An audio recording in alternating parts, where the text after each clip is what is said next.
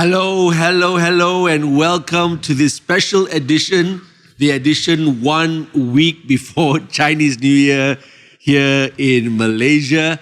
And we are so glad that you could join us today. In fact, in another 2 hours, we will have to proceed together, all of us, to our Chinese New Year staff lunch. I want to thank my team here for having set up yesterday. They do this almost every week. Every time there's a chin-up show recording on Thursday, they would come from the office, set up, and very blessed to have such a team like this.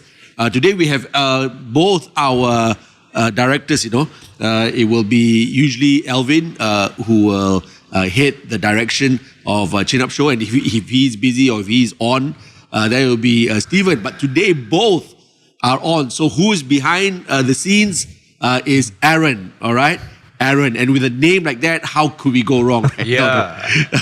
No, we have prayed already. We have prayed. Pastor Alvin just prayed, and we believe that it is God who will cover us and help us through every detail. So today is special because I'm not going to give any updates as I usually do at the beginning, and also towards the end, usually there's another part, either it's Chinspiration, quotes that we talk about. But today, I wanted to give the full time to the whole issue and thought of huddles. For those of you who don't know, in Acts Church, we have something called the huddle system. And many years ago, it was started because the Lord told me that discipleship, of course, is key. We all know that. Those of us who know that discipleship is key, but how to do it. And then the Lord showed me 2 Timothy chapter 2, verse 2, where Paul wrote to Timothy and said, the things that you have heard from me among many witnesses, all right, these same things, pass it on to faithful men, and these faithful men will also must remember to pass it on to others. So we call it the 4 generations, meaning there must be a Paul, and there must be then after Paul a Timothy, and then followed by faithful men, and then others. And if you and I can adhere to this and believe that it's God's plan, God's way of doing it, then the church will prosper. Meaning to say that every church, even organization, should have at least one Paul, and then Timothy, all right, or Timothys, and then faithful men, and then others. And I believe that if we follow this plan of God, this wisdom of God, this word of God, we will prosper and we will continue. Like the Chinese saying, they say wealth don't pass beyond the 3rd generation, maybe because they haven't read 2 Timothy 2:2. They must move their discipleship or their training or their impartation further than the 3 generations. Grandpa must pass it on to dad must pass it on to his son, and then the son, to the sons that he will have. So it's important to take scripture as truth, and I usually say literal truth. So this is what we've been practicing in Acts Church by the grace of God, and we call it 4 generations, as I said. Now, if you want to know more, you could get a hold of a book that I wrote by the grace of God. It's called 4 Generations. Simply 4 Generations is available online, I think. It's available from Revo Store. And I think there's a bookstore in Bangsa that you can get the book from as well. Oh, is there? All right, okay. Kien Yiak is just pointing to that book. All right, so let me just introduce the team here. Kien Yiak first. Okay, he's the elder of Acts Church, chief elder, we call him, meaning that he heads up the eldership board, and he's been with me the longest. And I think our discipleship started maybe over 25 years ago, okay? And then on my right, I have Pastor Alvin. Pastor Alvin heads up a couple of things, but namely, he is the church plant coordinator for XPJ, which is really doing very well. He's also the chairman of the board that leads Timmy, the ministry that I think if you followed the last week's Chin Up Show, you will know what Timmy is about. It's an organization that's dedicated to families with special needs children. And he does other things. He heads up Flatfish as well. Flatfish, our media arm. Next to him is Pastor Stephen, who is both the CPC Church Plant Coordinator for XBU, Bandar Utama, as well as our campus pastor. All right? So 3 of us married, 1 to be married in the days to come. Yeah, soon is his surname. So he will be faithful to honor that name. Cool. All right. So today I want to talk about huddles. And there are 4 levels here. So I've discipled Kien Yiak for many years now. So he's my huddle 1, really the level right after me. And then he has had the privilege of discipling Alvin. And so that's another level. And then Alvin has had the privilege of discipling and walking with Stephen. So these are the just one example, because our church has many huddles. I have about 12 men like Kien Yiak who have got the same levels. Then Pastor Sandra has her huddle or her huddle system, and she has about 12 women as well. Shirley, married to Kien Yiak, is one of a huddle 1, meaning the level right after Pastor Sandra. Pastor Sandra looks after Shirley. Shirley looks after someone like Pastor Michelle. Pastor Michelle looks after others. So I know that when I spoke at the recent Alpha conference, the 4 generations topic that I was asked to speak about was probably one of the most exciting topics as far as the conference delegates' feedback. In fact, I heard that one of the Archbishop of Philippines, a denomination in Philippines, he said to the organizer after he had heard me share that this is probably what he came for. There's so many topics throughout the Alpha conference, but he said, this is probably what I came for. This is probably why I was here. I need to bring the 4 generations back to the Philippines. So that was really cool. I didn't even anticipate that impact, but God is using it. Now, I'm not saying that we're perfect, but it's been working, and we have limitations and we have weaknesses. At the end of the day, it's still human, as in it depends very much on the person. And that will probably be the greatest strength and the greatest weakness. Because man can be the solution and man can be the problem. We know this here in Acts, and I'm sure you who are watching understand it as well. Okay, so what I'm going to do is I'm going to do less of the talking and let these gentlemen here do more of it.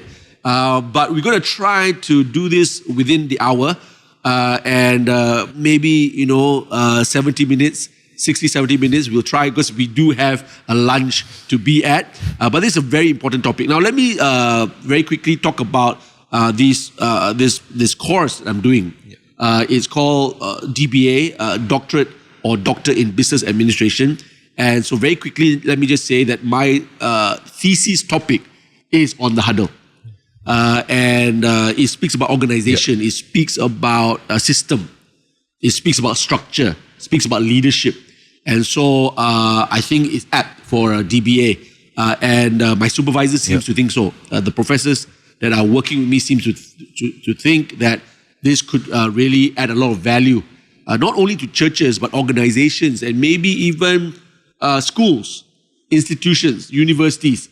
And someone even mentioned, Dr. Lazarus mentioned this, that even in corporations, if the CEO can huddle someone, and that someone can huddle someone else, and the whole company, is linked by huddle relationship, can be a very powerful thing. All the way down to the young clerk, who shouldn't be a clerk for the rest of his life. And how would he know how to grow and to develop in a healthy way? Well, his huddle leader should want that, because huddle leaders are in a relationship whereby we are not in it for ourselves, we are in it for the person that we are huddling. So we don't think about, but that guy will be better than me and he will step on my head and he will be promoted higher. No, like fathers, with the heart of the Father, we are not in competition with our Huddle members. Yeah. Our sometimes called our Huddlee and our Huddler. So the Huddle comes with the heart of the Father to say, no, do better, go further, jump higher.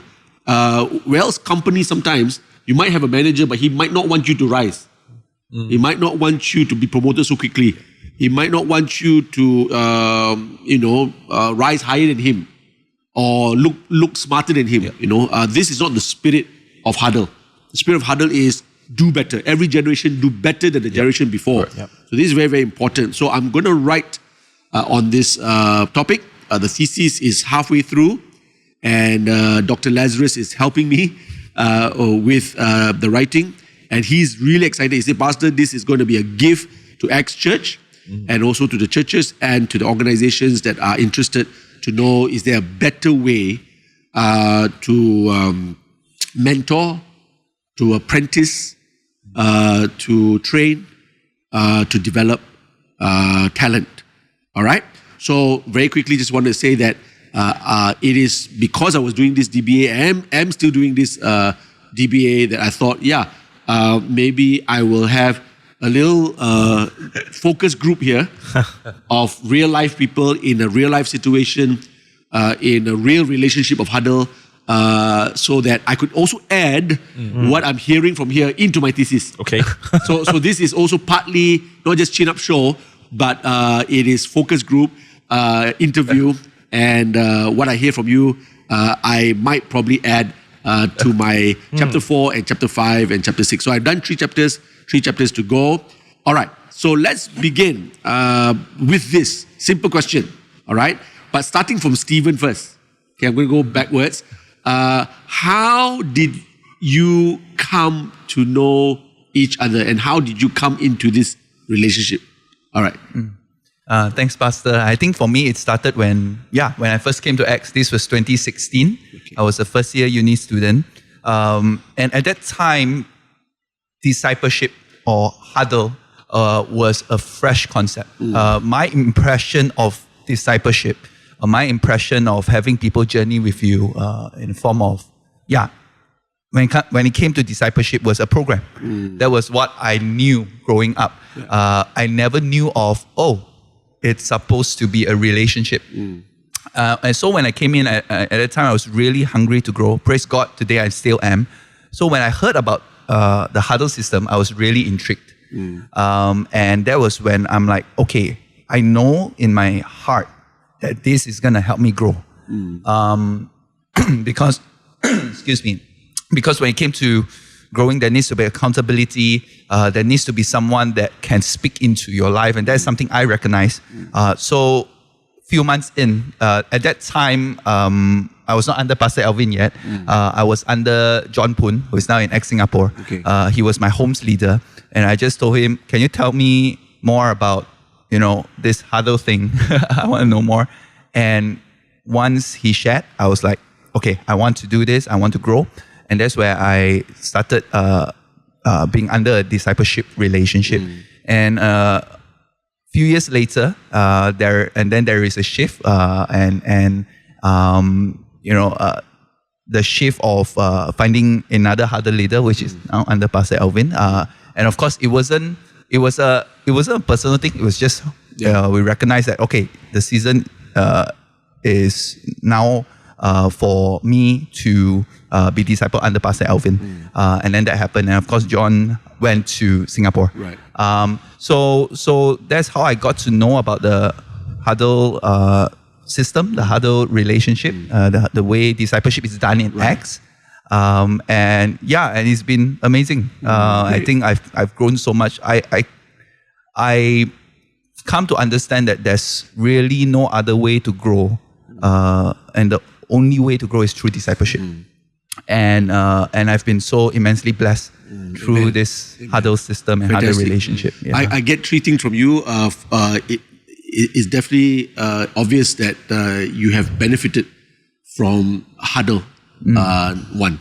2 is how you met Alvin, which was not automatic, was not the first meeting, it was actually under somebody else. But Alvin is now your Huddle leader, and you benefited. And the third thought, I think the people may have caught it, and maybe they are questioning, you can actually have a change along the way. Because some people might be asking, if I choose this Huddle leader, or the Huddle leader chose me, and then we go on for a few years, but is there any room at all for changing Huddle leaders? And yes, again, is especially for the benefit of the Huddlee. Anytime anybody asks me about, Pastor, should we do this? Can we do this? Can we make a change? I always would say, is this the best for the person you're huddling? That's always been my question. It's not how the huddler feels.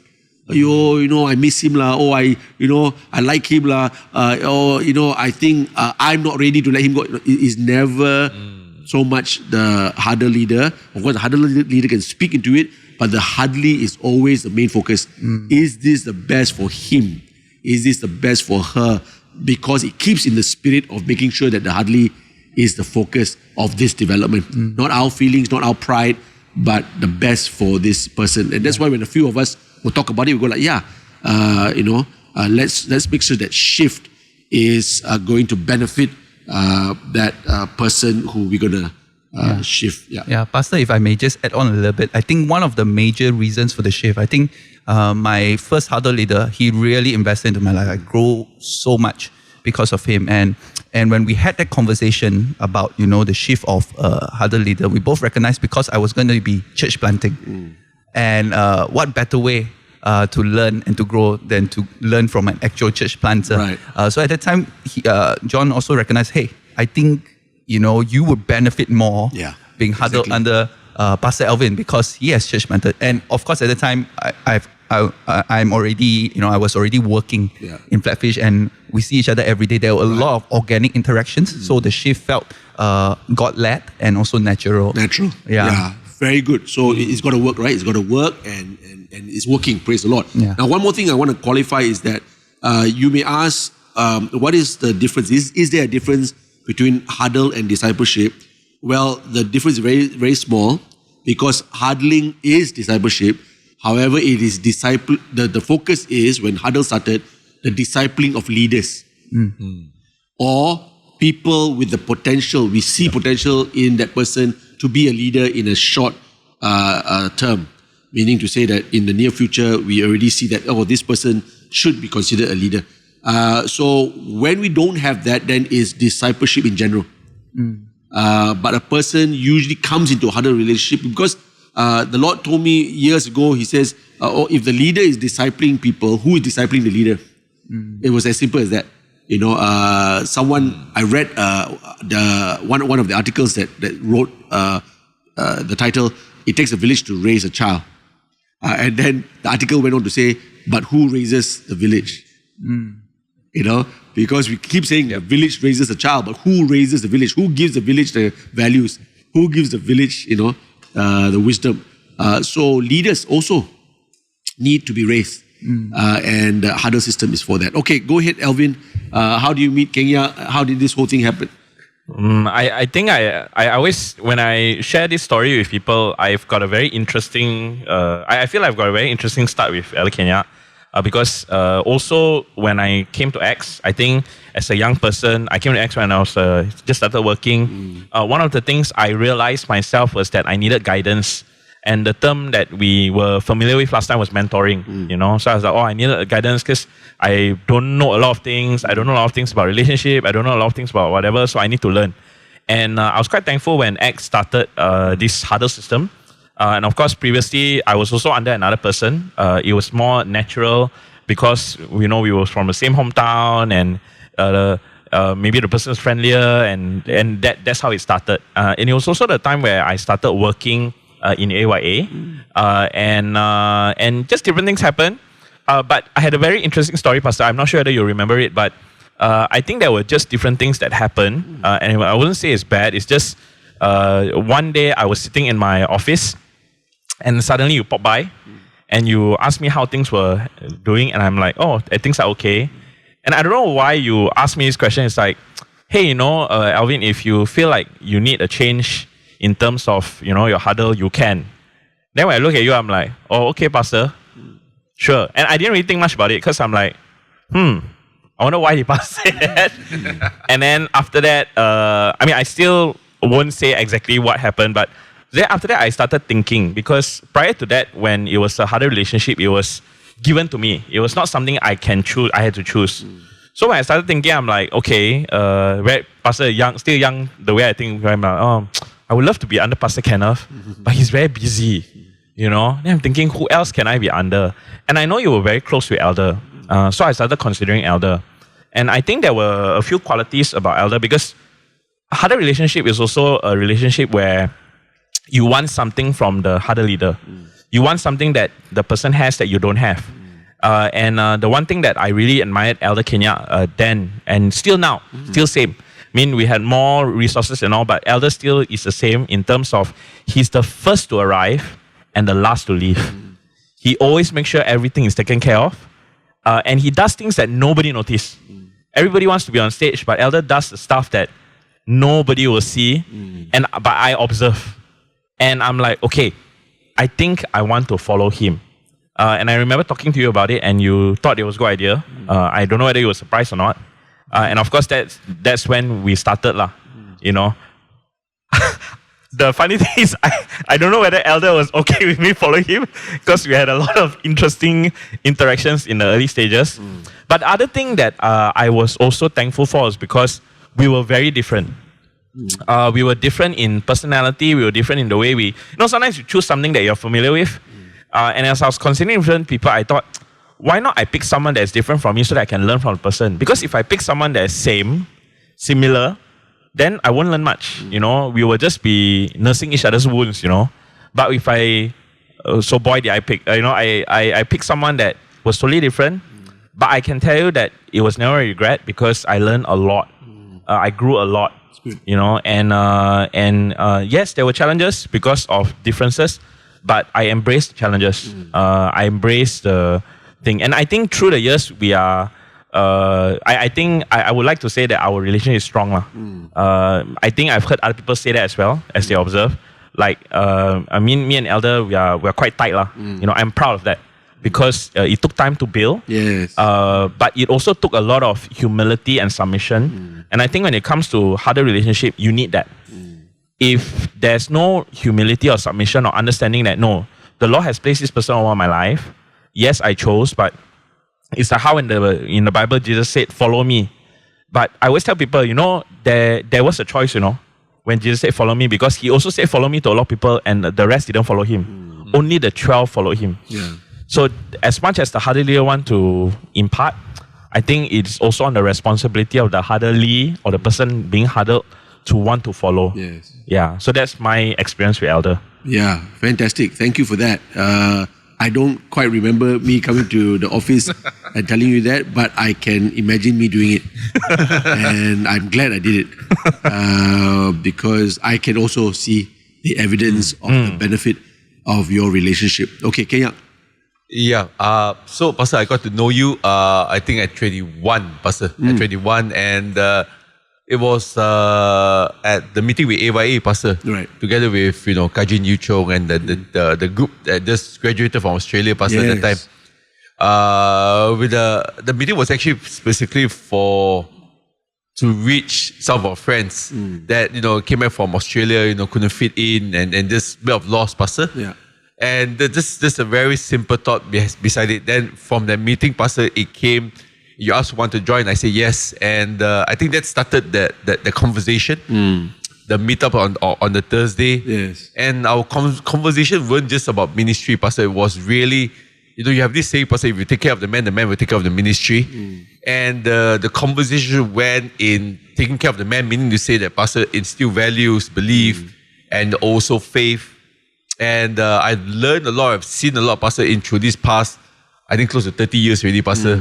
Wow. This journey, right, Pastor, of your life, your walk with the Lord, and also the ministry, how it grew from, Yamaha Music's there, Pastor. Yeah. all the way to Subang Jaya, Pastor, and now Summit and beyond.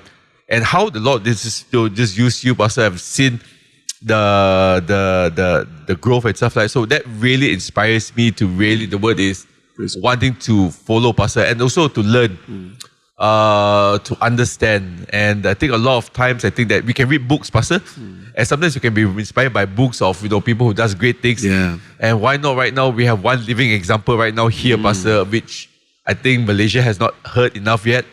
And how the Lord provided, Pastor, in terms of faith, the journey of faith, how you give up your car, how the Lord provided for the ministry and just stuff like that. So I learned a lot about that. And that time, Pastor, we didn't call it Huddle or discipleship or mentoring. We just call it Thursday meetup. Yeah. We look, see-hub and yam cake, Pastor. That was delicious. And it was good, really good. And you walked through me to my ups and downs, to my lowest point, and the time I entered full-time ministry and your belief in me.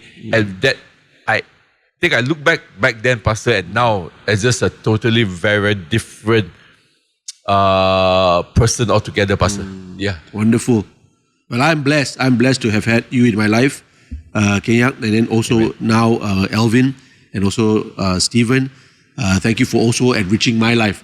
I think for a Huddle leader, I think we also grow. Yep. Like someone said before, you probably won't be a complete man until you father somebody. And it could be biological fathering or even spiritual fathering, because a man is not quite complete until he's faced with the responsibility of caring for someone more than himself, and believing in someone even sometimes more than himself. So two thoughts I have in my mind after you have shared, and Kien Yiak, after what you have just said. It's investment actually at the end of the day. Yep.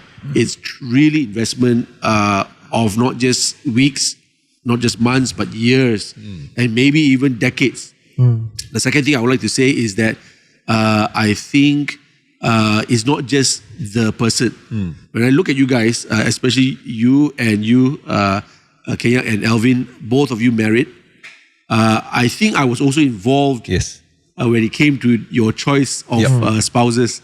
And from the start. And I remember you were in the office and she was also in the office. You came to me and said, I think, this girl is someone I'd like to pursue. And I don't think she saw it not at all. immediately. But you guys are married and you have two wonderful boys. And then now I get to hear a little bit about Stephen's journey. And Stephen will ask Alvin about it. Alvin will ask Kien Yiak about it. Kien Yiak will ask me about it. And so we're getting involved in people's lives, in people's that's true. Marriages, in people's children, in people's. And now you're organization leader for Timmy. You have Froth, and people say that Froth has the best coffee in Malaysia. Hands down. And that means that you have talents that are being drawn out into even into entrepreneurship. Not just good as an elder, but also good as an entrepreneur, good as a coffee maker. We are watching all these unfold. That is the real privilege that we have. Being part of your lives, going for your birthday parties and your children's birthday parties and your anniversaries and you're doing your weddings and officiating and speaking and just doing life. Really, this is doing life. So you can't get that from a book. Can't, Pastor. That's the thing. People say, I'm mentored by a book, then they mention big names as their mentors, but no life except your own. Maybe the one person having that. So I think that is probably the greatest part of the investment, to see not just one life individually blessed, but the life around him also prosper. Pastor, I think maybe the world uses the word coach a lot because while we are armed with so much knowledge and examples out there, right, Pastor, I think it's the belief taking off from the starting line, the first push, Pastor. is what is really needed in every generation. Because I think, like, for example, Pastor, I think when you got your house, Pastor, and subsequently after that, Pastor, I've seen the trend that almost everyone that you have mentored, Pastor, disciple, Pastor, started to get their own houses after that. Yeah, so it is that someone who break the ground, Pastor. Yes. That inspire the next generation, the next group, Pastor. There's a principle to that. No? Yeah, correct, Pastor. I mean, we've heard before the illustration of how I can't remember his name now, but he was the first man to break the 4-minute mile, I think, something like that. Ran a mile. Bannister, Pastor. Yeah, maybe. But before him, no one was breaking it. Yeah. It only took one guy to break it for the next guy to say it's possible. Yeah. And after him, people continued to break that same record over and over again. And so I think our lives are supposed to inspire each other. Correct, Pastor. Like that. Because if there is no breakthrough, it can be for generations there's no breakthrough. Until that one guy comes out and says, I think it can be done. And he prepares the way for the rest of his sons. Correct, Pastor. And daughters, and they just do better and better. Yeah, that's true, Pastor. I mean, the term we always use in Acts that I still hold close to my heart is doing life together. What does that mean, doing life? It's not just, as an organization, we do different things, but we really look out for each other, even beyond just the needs of the church or the needs of ministry. It really goes down deep into the details when you talk about Huddle relationship. And I mean, Pastor, like what Elder Kien Yiak shared, I do agree that someone breaks the ground, someone gives an example. And I think a lot of things that I dare do now, even in my own personal life, is because I've seen it happen, or I've heard the stories, or I see that it's possible, you know, and the bar is set high. Why? Because if you don't set the bar high, then the next generation won't go higher. They will lower the bar. So I do hold these things close, and it is evident. That's the cool thing, Pastor, is that it's not just talk. You know, sometimes when you read a book, you're like, okay, I don't know whether it happened or not, and you go research, you're like, oh, okay, it happened. But when you see it happening in front of your eyes, right, it comes to a place where I cannot say it doesn't work because I'm seeing it happen. You know, and you get inspired to say, hey, if he can, I want to do it. I want to try, at least lah, you know, and that's quite cool. But also, Pastor, I think for the benefit of the viewers, they may not know that the three of us are full-time, Pastor, and you live by faith, Pastor. Right. So we're talking about even like purchasing the house. Some people say, some of them have the means to just go and buy it, Pastor, but ours comes to the testimony with the story in terms of like not having everything or finances all together yet, Pastor, but no, you have led the way in that sense of like believing for the place that you've been renting for many years, Pastor. The principles I've caught is to do it is that to start even thinking and dreaming a bit bigger, Pastor. And there's a reason why God does certain things. Right? And right now, Pastor, your house finished renovating. My house is about there getting to the finish line.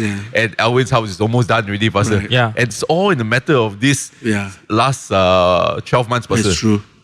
That's true. I think the biggest breakthrough happens in our minds. That's why the Bible says, right, Romans 12, verse 2, it says, be transformed by the renewing of your mind. By the renewing of your mind. So it's always there. And so that's why you can even see, not just for church, but for families. How come father poor, son poor, grandson poor? It is poverty just keeps going, because no one believed that I could. But then one prospers, the other one does even better. A good example is YTL, right? The YTL, Yo Tiong Lei, did well for himself. He was poor, but he did well. He broke through one ground, and then he passes on to his son, Tan Sri Francis, who takes it to another level. We don't know how far this will go, but the principle is that it's possible. Again, Kien Yiak, you helped me to plant X. There was only 3 of us, and you are one of them. And then another church planter is birthed in Alvin, who believes that it can be done. And then another church planter is birthed in Stephen. So I can see it's not just chance or coincidence. It's the truth. And that's why Paul said to Timothy, pass it on. to faithful men, to others, and let's keep it. If you don't, it will stop somehow, somewhere. Yeah. But if you keep going, it just gets better and bigger. So it's investment, as we said, but it's a really worthy investment to see others rise. Probably the best gift that we can ever give to the next generation, be they spiritual generation or biological generation, is to continue to, in your own life, believe and break through. Because you can preach all you want to the next generation, saying, "Hey, don't smoke lah," or lose weight lah, or do well. You can preach, but if you don't practice it in your own life, as we said, action speaks louder than words. I want to jump into something that I think is important for our listeners to hear. They say, "Wow, well and fine. I like it. I think I'm going to implement it immediately." I think it's not rocket science. Me caring for somebody, yes, same gender is important. Okay, yes, because you don't want to be found in the car talking for 3 hours with opposite sex, who's not your wife. So I have to make that clear. Okay, if it's not already obvious to you, it works better. Okay, same gender. Okay, they say, okay, I got you, Pastor. Care for somebody, make sure that we are in that relationship for the betterment of that person, not for our show, not for our trophies, but to help that person get more trophies in his or her life in the Lord. So you're catching it. Okay, I got you. So it's time spent, investment, is speaking into each other's lives.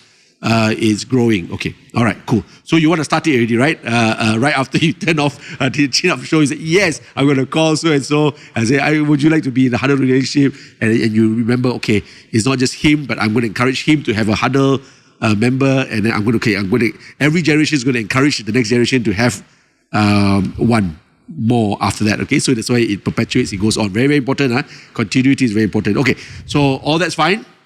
The point I'm getting at is, has it always been a bed of roses? Has it always been smooth? Have you ever come to a place whereby you were angry with your other leader for saying something to you, seemingly not understanding you, and thinking, "Why am I in this relationship? Who are you?"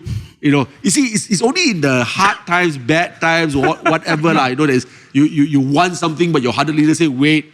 Okay, all the good times when they say, "Oh, go for it. Green light, come on, prosper, be blessed." Okay, we are all smiles, right? But I want our listeners to hear that there are bumps in the road. What are those? Have you had those? How did you overcome? Obviously, you overcame because you're still in the relationship with each other. But some won't be able to overcome because they just go like, "I thought it was supposed to be all good. And some more, Pastor, you said that it was good for me. How can something good for me when you say no?" So I want to start with you, Kien Yiak. Then we'll go down to Stephen. Obviously, when you're talking, you're going to talk about me, right? How I hurt your feelings. But no, just be real, because I want them to hear that. Okay. I heard it at Chin Up Show. There are bumps, so I'm facing a bump now. But don't give up so quickly, the kind of stuff. Let's try to bring as much clarity as we can. All right. So, Pastor, I think that in terms of the harder relationship, right? I think one of the things that I think people need to know and understand is that that the harder leader will always challenge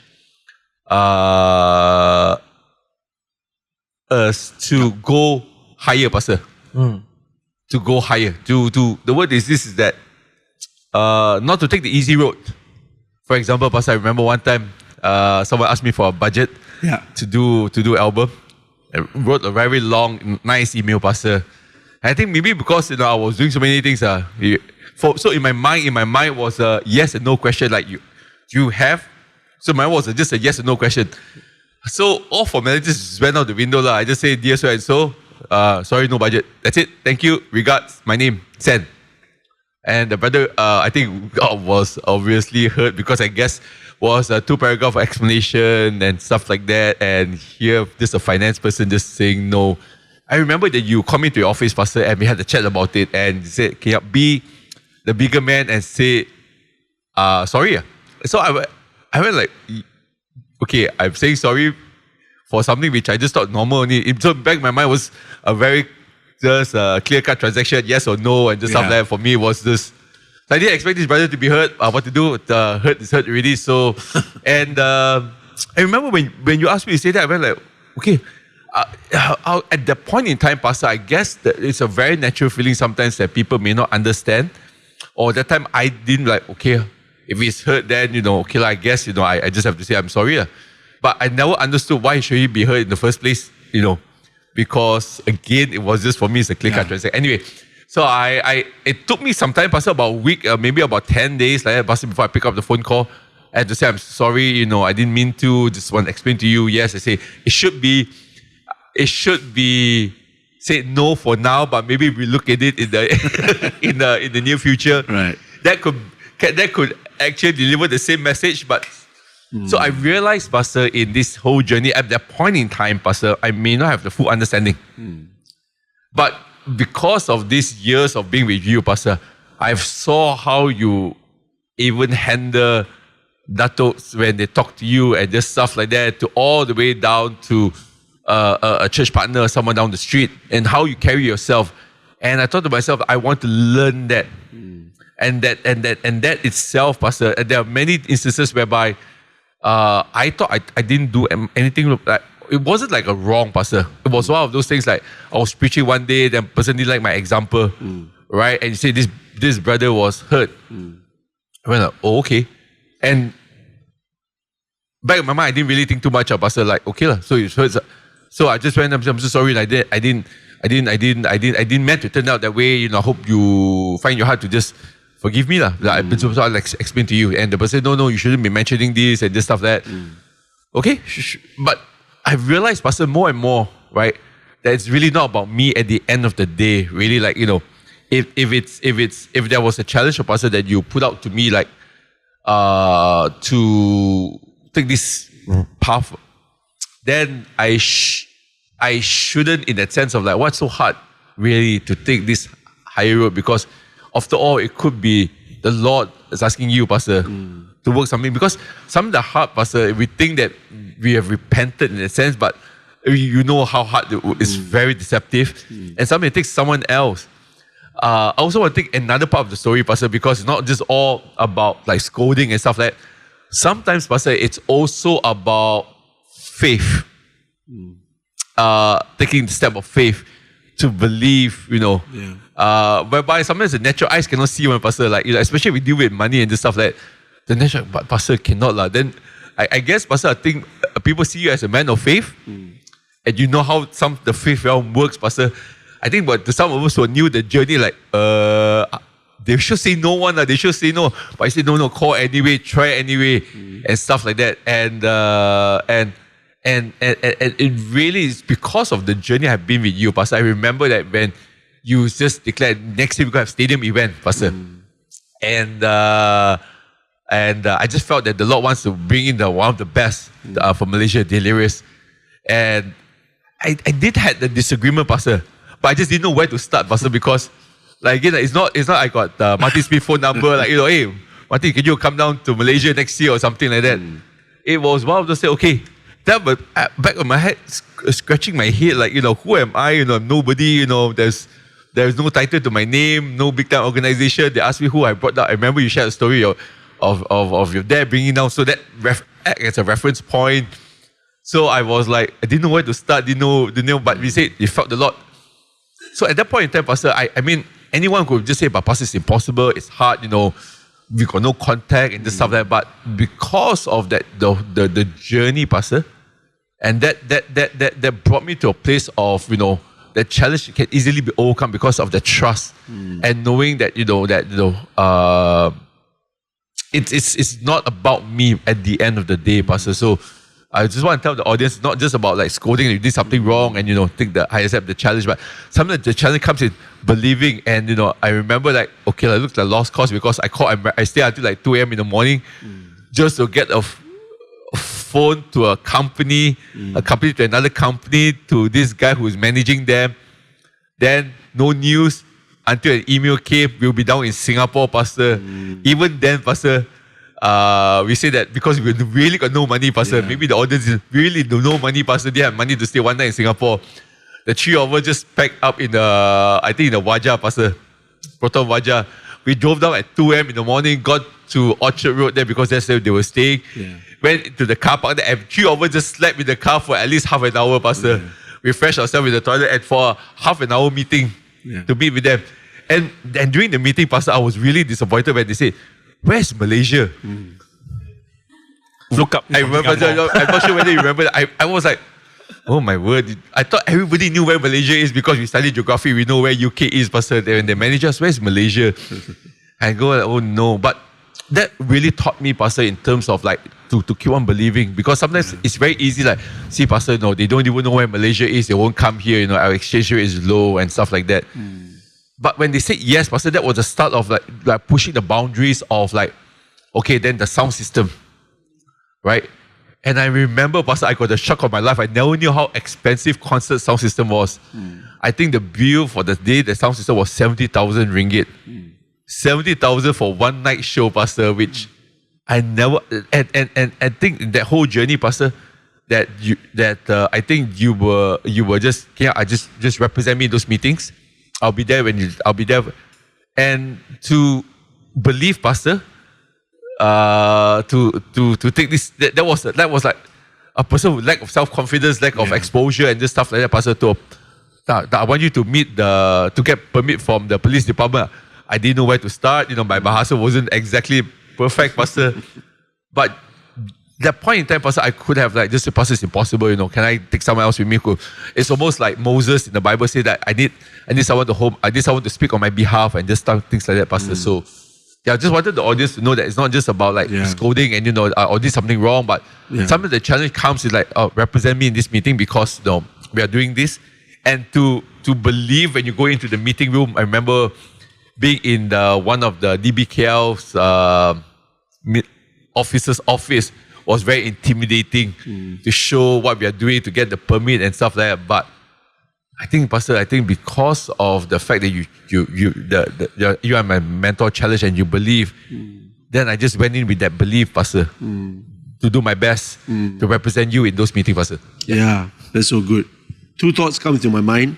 One is that I think as human beings, it's natural to see everything from the point of right and wrong. This is right. I wasn't wrong for replying the email that way. I'm right. She's wrong. Right, wrong. While that's not completely bad, I think we should see life from the point of what can be better. What can be better? So while it's not wrong, you replied the email that way. Could there be a better way? Exactly, Pastor. And if we continue to push with the better spirit, then we just become better people. Working with better people for better results and a better future. That's one thought. The second thought I have from your sharing is that God is always working inside of us. Yes, correct, Pastor. So if you find that you're stuck, you actually will continually be stuck or unstuck depending on how you respond to what is happening inside of you. So almost every example you had was in that line of, Pastor, you asked me to say sorry. I took about 10 days before I picked up. In that 10 days is very important. Because that 10 days will either make you or break you. Correct, but Pastor. you still took 10 days because God was not working outside of you, He was working inside of Exactly, you. Pastor. And that's what Huddle leaders are for. They are there to actually be the agent of change. They're not the change itself. They are that yeast or whatever it is. They are the agent that causes the process to begin. Like right? But the is inside. What is it inside of our minds and our hearts that goes that challenges our preconceived ideas, our preconceived beliefs, our feelings, and all these of the past. So now we are faced with the present. The past faces the present, and the present is in the form of your Huddle leader going, hold on a minute, right? And so past, all of your past faces all of the present. And that's why we need, because sometimes we don't have that. And so we don't get checked. We don't get a red light and it's always green only, so yay, we go racing. But we don't really like red lights. But red lights causes us to stop, to pause, to work out whatever it is so that we can face the future. So past, present, future. And some people don't have a future because they can't deal with the present. Their past melts, Correct. or have a meltdown. So then you go with all the other stories that you mentioned, and you keep facing the present, and the present is probably me saying, believe, try it, call it, cannot lah. No, so where does the cannot lah come from? It comes from your past. Exactly, Pastor. No way. I would never work with him. Yep. I would never believe this. I can't do this. I remember last time when Alvin was invited by me to karaoke. With the whole staff, he refused to come in. Refused, Pastor. I wasn't alone, Pastor.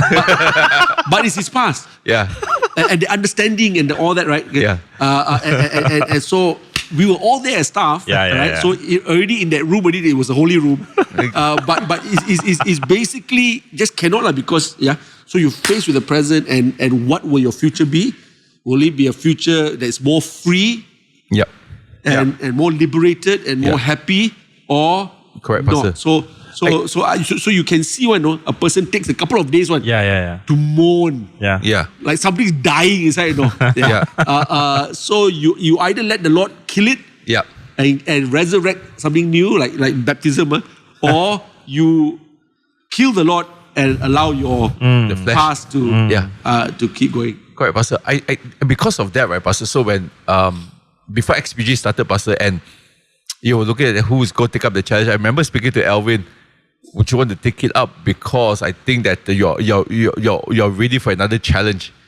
And back then, I think Alvin didn't really see I'm from all the way from Klang. I got no, and then says no relationship. Then have full understanding of PJ, Pastor. It's almost like what you did for me,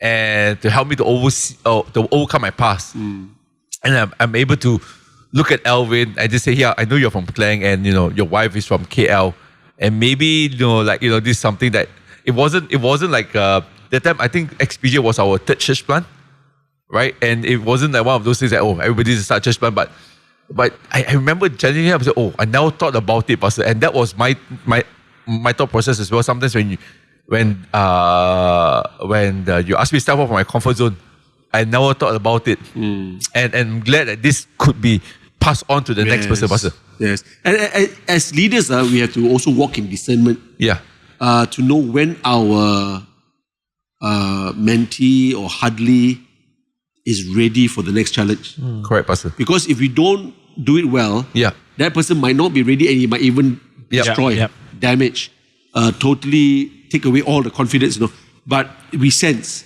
I think this guy is faithful. He's been faithful with the little things. Exactly. I think it's time for another thing.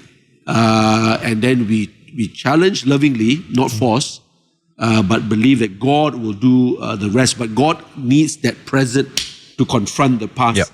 And He uses men and women of God. Okay, I'm going to pass it on to Alvin. Alvin, your relationship with Kien Yiak, can you remember any time where there were bumpy roads and you why did God give me this guy? Share. So the joke is the joke. I mean, it's a joke now, lah. Because but Pastor, before that, I want to say that there's a lot to do with expectation. When you get in a Huddle relationship, expectation of yourself and expectation of the Huddle leader. Like, what do you expect out of it? And I think a lot of people, after I observe, having the opportunity to disciple others and also me myself learning from it, I realized there's a lot of mismatched expectation or understanding of what a Huddle relationship is supposed to be, or what is the purpose of it, or what is the fruit of it. So, I would say in the beginning with Elder, it was difficult. It was difficult because, not because he was a bad person or anything like that. It was just difficult because I had unrealistic expectations over him. I have unrealistic expectations over the relationship. Name And some of the things like, why my huddle leader never call me out and meet me often, or why, but because elder is like really on the go and he's supporting you, and now I fully understand his role, and also he's not that kind of huddle leader. Yeah, he's not that kind of huddle leader. Who will be your mom. But that's the thing, Pastor. But some men actually want moms out of their dad. Yeah. And really, it's like sayang me, cuddle me, hug me, call me every day. Yeah, so, it's real. It's very real. Take care of my feelings, that kind of things. I dig you, because the thing is that it is back to expectations again. Yes. Yeah. So, but I realized that I learned how to work with him. I expected him to learn how to work with me, which I think, it depends. Not everybody's like that. But I learned how to work with him, and I learned to respect the way he worked. Like we won't go for, and because we are full-time, we won't go for meals together, like, let's set an appointment to go on a date, somewhere. But it was like, a lot of times it's like, Alvin, I'm going here, come along, and I'll just follow. And from there, that's where we have our deeper conversations, and of course we know that elder loves to look for good food as he works, and I've also benefited a lot from that through the years by finding out where are the most interesting places in the most interesting situations, but it's really beneficial, which I'm able to also share with my own huddle and also, my own family members. But in terms of difficulty, yes, definitely.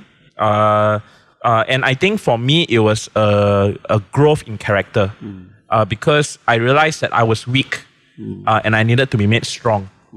I can share a few funny examples. Like there was once I was very upset about something, and I know last time unfortunately, my reputation was I wear my emotions at my sleeve.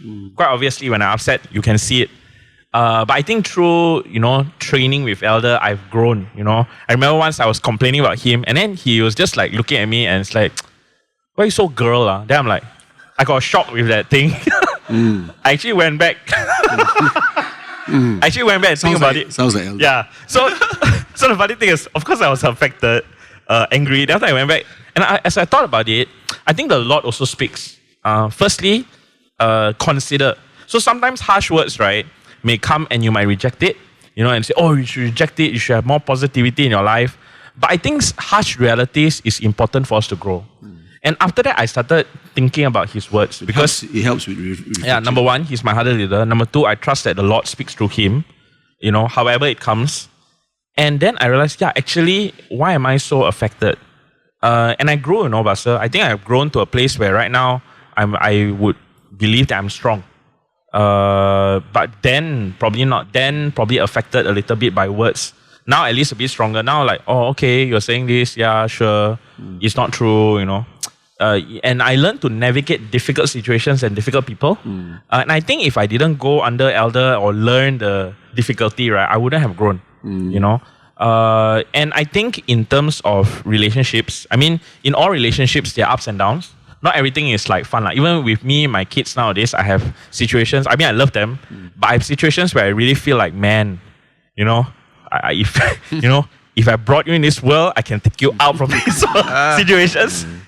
And then I come to realize that no, actually, that's the beauty of relationships. There will be tough times. And I know recently we had a tough time. I think maybe about a year back.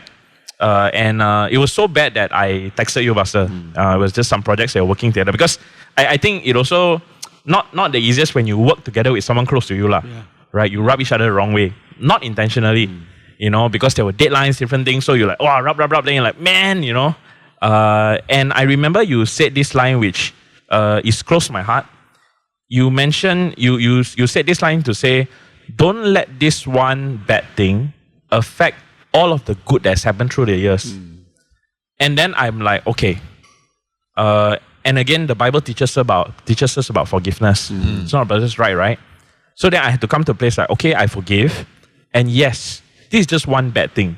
But there are so many good. Yeah. Why am I basing all on this one bad thing? I shouldn't, right? And of course, after that, we it got better, and yeah, things are good. And I realized that helped strengthen it because that experience taught me that, hey, my huddle leader is also human. He also can make mistakes. You know, as much as we respect the leader, we also need to understand that they're human, they can make mistakes. And just because you have that expectation doesn't mean that the Lord doesn't speak through him anymore. Sorry, sore throat. Doesn't mean that the Lord don't speak through him just because he make mistakes. Because he still does.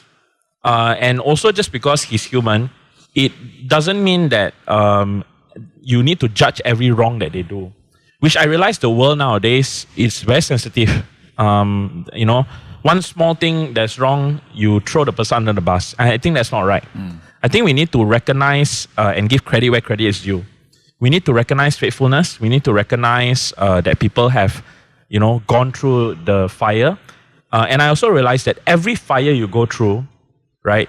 Like if the next time a similar situation happen, you know, and sometimes when bad things happen, when you can make sense of it, it's easier to accept. But when you cannot make sense of it, you're like a bit hard. But I think for me, even if the bad thing happen again, I will have understanding, and it probably won't be so bad. Yeah. You know, it kind of cements the relationship to be a closer relationship. So I do think that bad times are good, but we gotta be able to accept it. We gotta be able to recognize and respect the person and know that, hey, the person's human also. It's okay if the person makes mistakes. True. Yeah. It is the bad times that really help us reflect. Yeah. We don't reflect very much when it's good times, right? Yeah. You're not swimming in your favorite swimming pool and reflecting. You're not watching your favorite movie and reflect. You know, it's usually reflected at times where you're challenged. And it's not just you are challenged, but your preconceived ideas are challenged, your standards are challenged, all the things that you ever believed in is challenged. Then you go like, so you either reject or you reflect. Right? You go like, no way. Or you go like, oh my word, why he call me girl? You know, I'm not a girl. You know, but suddenly you go like, okay, you go deeper and go deeper. He's not calling me girl. Like, why you so? There's a way of saying that. Come on, like, just strengthen up, harden up, toughen up, be a man. You know, and what does that mean? Well, then the Holy Spirit will minister to you. I've got a few thoughts. One is that when you said, when you had a hard time with Elder Kien Yiak, you text me. Yes. I think as we go down the generation of Huddle, the ones who are, maybe second, third, fourth generation actually gets more benefit. Because they get more people that they can go up, and I think that's a benefit. So you did that. And I think Stephen also, we've had many occasions where we talk directly, and he would tell me, actually, I ran this through Pastor Alvin already, and he said, and actually, Pastor Alvin also said, you also can check with Pastor Kenneth. So there's a benefit of going, because all of us know what's happening. It's not like we are totally oblivious, blur, I don't know, this is my first time. But because there's accountability so strong, before Stephen even told me, you probably already gave me a text. Pastor, Stephen just told me this, and I told him that. But I did tell him that, why don't you check one more time with Pastor? And usually we are on the same mind. If at all, I might just add on to that extra, or give him added confidence that this is the right, because in the multitude of counselors, there is wisdom. The other thing I want to say is that about expectation again. Sometimes we feel like people, our huddle leader, should be there for us all the time. Or another way to say it, be there whenever I have a need. I don't think a person can be there every time you have a need, no? Because only God can do that. So you must remember, the huddle leaders, while they're very good and very experienced, they're not God. So this is what I settle for. And I know the word settle for is not the best word, but I settle for this one. I said, Lord, if you have put this huddle member under my care, help me, although I can't be there for him at every need, let me and help me be there for when he needs me the most. Because that's when it really matters. True. A lot of other things are sometimes you think about it a little bit more, you pray about it a little bit more, you get settled, because the Lord is there for you all the time. But there are some times when you just can't, you need a person. And will that person be there for you. Now, this is my prayer. My prayer is that, okay, I can't always be there for Kien Yiak, but when he does need, Yeah. am I going to be around? Am I Yeah. going to... so the need me the most one, that is what I think we should all desire. Yeah. So was I there for his wedding? Was I there for your wedding? Big days. Yeah. Big moments. Moments that really matter, really count. Yeah. Okay. And the last thing I want to say about that is that sometimes the Lord does allow us to be alone.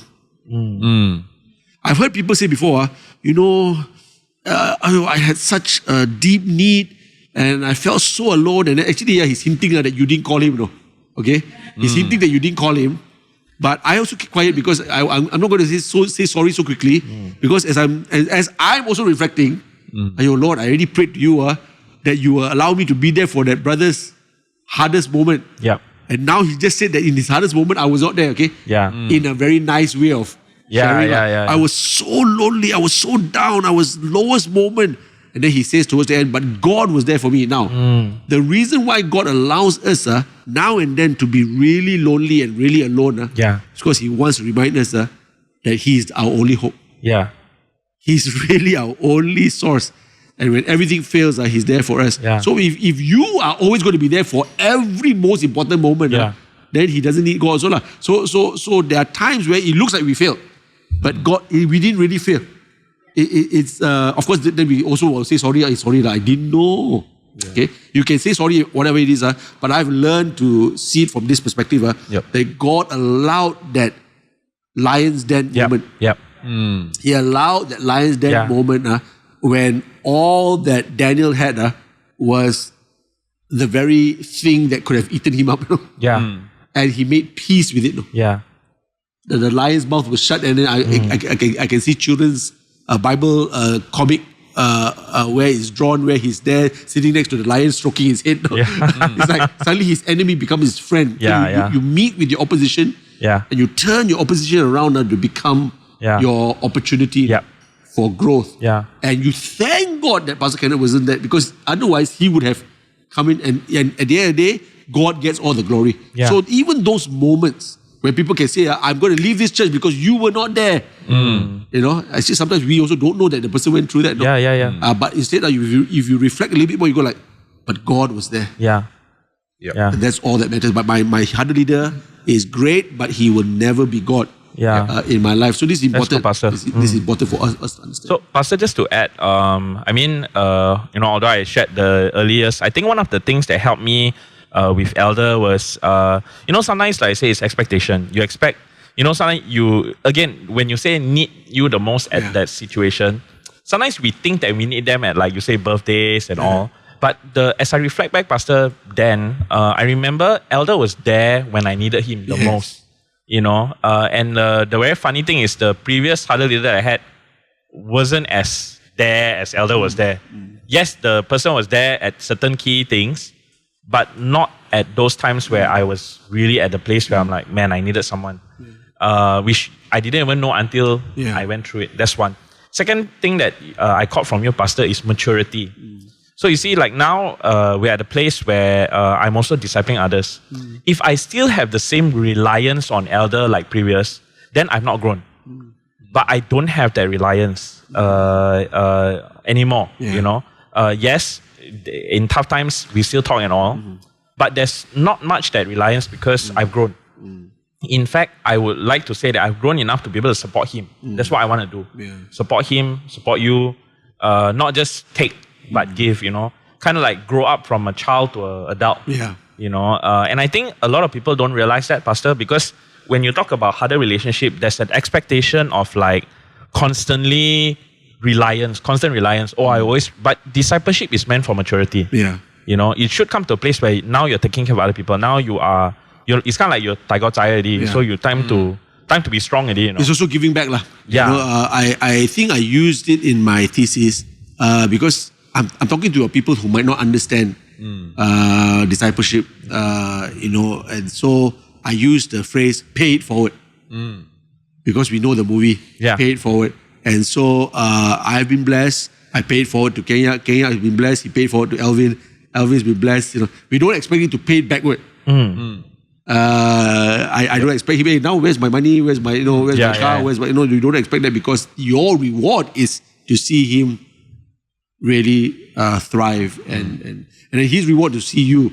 So all we want you to do is to pay it forward, and I think that's the best way, because if the world, let's start with Malaysia, if Malaysia can think like that, then this country will be a much better that's true, and brighter place. I want to move on now to Stephen. Stephen, any stories to tell that will tell the audience that these are some of the potholes that we can watch out for? Yeah, I think, Pastor, I'll start with the short answer. It's not a bed of roses. Yes. Roses with thorns as well, sometimes. But I think just echoing what Pastor Alvin shared about expectation. Pastor, just now you shared how Huddle is about, building leaders. Yes. I think when we come in with that perspective, we must also always understand that the person huddling us is trying to build a leader out of us. Yes. That's always the intention. I have come to understand for Pastor Alvin, that is always on his mind. Is my best interest when it comes to growth. Yeah. So every challenge, every correction that comes is meant to grow me. Yeah. He's not there to validate my feelings, but he's there to grow me. So I think with that in mind, Pastor, it helps me even in certain moments where there are disagreements to remember that, hey, Pastor Alvin is telling me this for my sake. It's not personal. It's not going to benefit him if I respond a certain way or not. But it's how I respond will determine whether it will benefit me for my growth. I think that is one very important point. The most defining moments of my growth has always come from corrections, and has always come from, hey, Stephen, I think you need to watch out for this. And most of the times it's not pleasant to hear, because, man, you are putting a wrench into what is otherwise already moving. But it is those moments that cause me to really pause, like what you said, Pastor. It's like almost like a pit stop to all your, change your tires or all the gears again, right, to really reflect, hey, am I really doing this right? And there has been moments where at the get-go, I still don't see it, but because I remember Pastor Alvin is telling me this for my sake, I should trust him, even though I don't see it yet. And every time I've always come out of it, and when thinking retrospect, wow, I'm glad I listened because I've grown. And the reality is, the Bible says iron sharpens iron. Sometimes it's intentional. Sometimes it's unintentional, because like what Pastor Alvin shared, we are all human beings. We all go through tough times. I think one quite a key moment was also 2 years ago. At that time, I think Pastor Alvin was going through a difficult time. But of course, for me, sometimes I would take it personal. I'll go like, why did Pastor Alvin say that, to me? Of course, I could have gone down the path of like, he was wrong, I was right, and I need to address it. But in my head, I know, so that there's this thing that was I was navigating with, which was, in my mind, I understood that Pastor Alvin was going through a tough time. But then in my heart, I still took offense. That was the reality. I took offense, and I couldn't reconcile for the longest time. But like what you say, Pastor Kenneth, it was, even though there was that friction, but now looking back, that was quite pivotal for my maturity and growth as well, that season. And I really thank God that, I think 1 year later, early last year, we reconciled. I still remember we were at Mama, we were talking. And that was where I said, Pastor Alvin, I just want you to know that the past 1 year, this was what I was wrestling. But it was no longer out of a grudge. Right. But it was like, I want to move forward. And of course, it was a beautiful moment where we just reconciled. And coming back to like, hey, ultimately, there was no ill intention. We want to grow. And that's the reality of a Huddle relationship for me. That there are good times, great, but there are also moments where it can get challenging. But I believe even in those challenging moments, it challenges us to grow up. Yes. To go like, hey, it's not personal.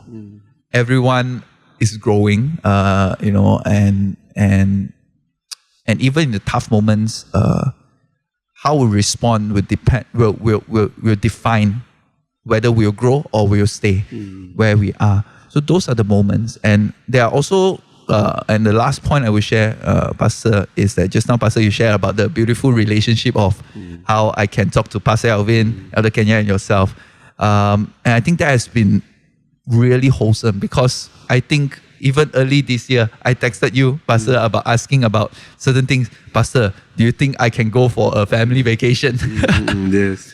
And Pastor, you said something very bluntly, that you said there comes a time where, a man has to take care of his responsibilities. And of course, that was in the context of, Pastor, can I miss certain days, be excused from certain days to go for this family vacation that, I've been looking forward to for many years. And when you said that, I think because of the understanding of, Pastor, when you say things, it's not personal, it's meant for my growth. I didn't take it as an offense. I actually took it, it was hard, hard pill, but I took it back and I thought about it, I prayed about it. I'm like, yeah, actually, I need to grow up. And this was the next stage of growth that I need to get into. And interestingly, after that, Pastor, there has been other decisions that I had to make. And because of what you shared, because of what Elder and Pastor Alvin has input into my life, I've come to learn to make better decisions. That's good. Even though it's difficult. Where most people would have understood if I made the other decision. But to make mature, godly decisions that will make an impact to even those that are following after me. I think that has been really pivotal for my growth. Disagreements, things that I couldn't accept at first or see at first, but learning to honor the relationship, learning to honor the leader that's put above me, and to trust that the leader has my best interest in mind. And that trust is very key for me to grow. Though I don't see it, though I at first may not agree, but then trusting the decision, trusting the advice, and going. And I think, for Pastor Alvin, Elder Kien Yiak, and yourself, Pastor Kenneth, you guys have never forced a decision. You guys have always put the ownership back onto me.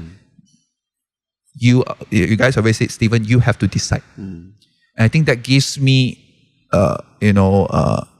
allows me to take ownership and also reflect and take time off, like, okay, what do I really want? And beyond what do I really want, what is the right or the best thing to do? And all these decisions have caused me, one decision after another, to grow leaps and bounds. Yeah. Wow, that's so good. So good. Thank you for sharing that, Stephen, and all of you as well. I want to just bring that point back again, because I hope our audience have caught it. It is that trust. It is that belief that the person above you, placed above you by God, actually does really have your best intention. And there is not a single time that he or she will do anything out of his own selfish desire and for his own selfish purpose. I think that's so important, because I go back into scripture and I think about the fall of man, the fall of Adam. He was already the wisest man, no? Named all the animals. Maybe he was probably wiser than Solomon. I don't know, because he's like the first one, right? God created and gave him everything. But he can still fall, no? He can still fall. So you can put anyone else under the spotlight, wow, that guy's so talented, that guy's so good, that guy's so experienced. But I don't think none can compare with Adam, no? Right? In terms of wisdom, stature, firstborn of God. I think he got everything, all right? And yet still fall. And why? Is because I go back to what Satan said. He said that, well, first of all, it was a question. Did God say you can, you can't eat of every tree? So then she says, no, only the tree that's in the midst of the garden, tree of good and evil, not the tree of the knowledge of good and evil. And because she said, the day you eat it, God said, you will die. And then Satan says, you will not surely die. When he started that next conversation, he was starting to put doubt. And doubt generally is already bad enough, but now he attacks God himself. He says, because God knows that if you eat this, you will know good and you will be like God. You will know good and evil. So, in that one sentence, he placed doubt on the very person who is above you. You mean God didn't allow me to eat this fruit because he's keeping something back from me? That's what people would think. I wonder what Alvin is doing. Is he keeping? Is he a killjoy? Is he just having a bad day and he told me something? I can't agree. I don't, or maybe the way you said it. Why you so girl, or the way maybe I said it. Be the bigger man and go. Once you start allowing the doubt to come in your mind, I think you go down the drain already. That's true. You go down the path of no return. No? But the things that have saved you, Kien Yiak, saved you, Alvin, and you, is this thought that, and for me, if I'm talking about directly, even with God and the things that he brought me through, I have to remember again and again that he's a good God. Even though I'm having bad times, right? That's good. Or why is he saying this? It's such a tough word. But yet, because he's good, then nothing evil can come out of him. Right? So if we have that thought of each other, we go like, it was a hard word. It was a hard, but Stephen, I love your example because our lives continuously get spared by that one thought. I think it's out of good intentions. Because the day you doubt is the day you're going to be down. So I thank God for that. And I pray that at least that will continue to go on. Because everyone else who I see have gone the other way, you ask them, you sit down with them, they will speak about that doubt that they will have. Let's just say it's a problem with me. Maybe for the last 20 years, no problems. Right? For the last 4 years, maybe one thing I said, two things I did, right? So the 20 years goes down the drain. But it's because the fact is that they begin to doubt your intentions. Begin to doubt, are you saying this just to make my life miserable? And then when you sit down with other people who also doubt, then the voice gets louder. He's like that one. I heard from another friend. So what's all that for? The enemy just, as long as he can sow that doubt, then you will definitely not be able to U-turn back. It's just down the. So thank you for sharing that, because this is important for our listeners to hear that the trust is important. And just saying, like I think you said it, Alvin, Kien Yiak is God's person for your life. And no matter what way he says it, I just got to take it like, maybe it was God who said it. Through him. So this continues to keep us really in the straight and narrow that leads to life, because wide is the way that leads to destruction. No, and Pastor, the thing is, it's not just the belief of that came from experiences. Because I think it's all about us growing in the relationship. So it's kind of like, out of 10 times, 9 times is like on point, And I cannot neglect the 9 times. That is on point. I think, Pastor, one of the key, if you're looking at the 4 of us, Pastor, the journey started about 25 years ago, Pastor, in terms of church-wise. And Stephen wasn't there yet. and may not understand the journey, Pastor, in terms of the price that was paid and the sacrifices made. And I remember, I think I remember, Pastor, that because of church, you actually made a very cautious decision after the second year and just say, I cannot take any external invitation on a Sunday because my church needs me, and that this is the time for me to invest into the church. And I know what was a decision you just made lightly, Pastor. But the spirit, that decision making, Pastor, was at this generation, and right now all the way down to Stephen's generation. It's like very noble, Pastor, in terms of like family holiday and just stuff like that.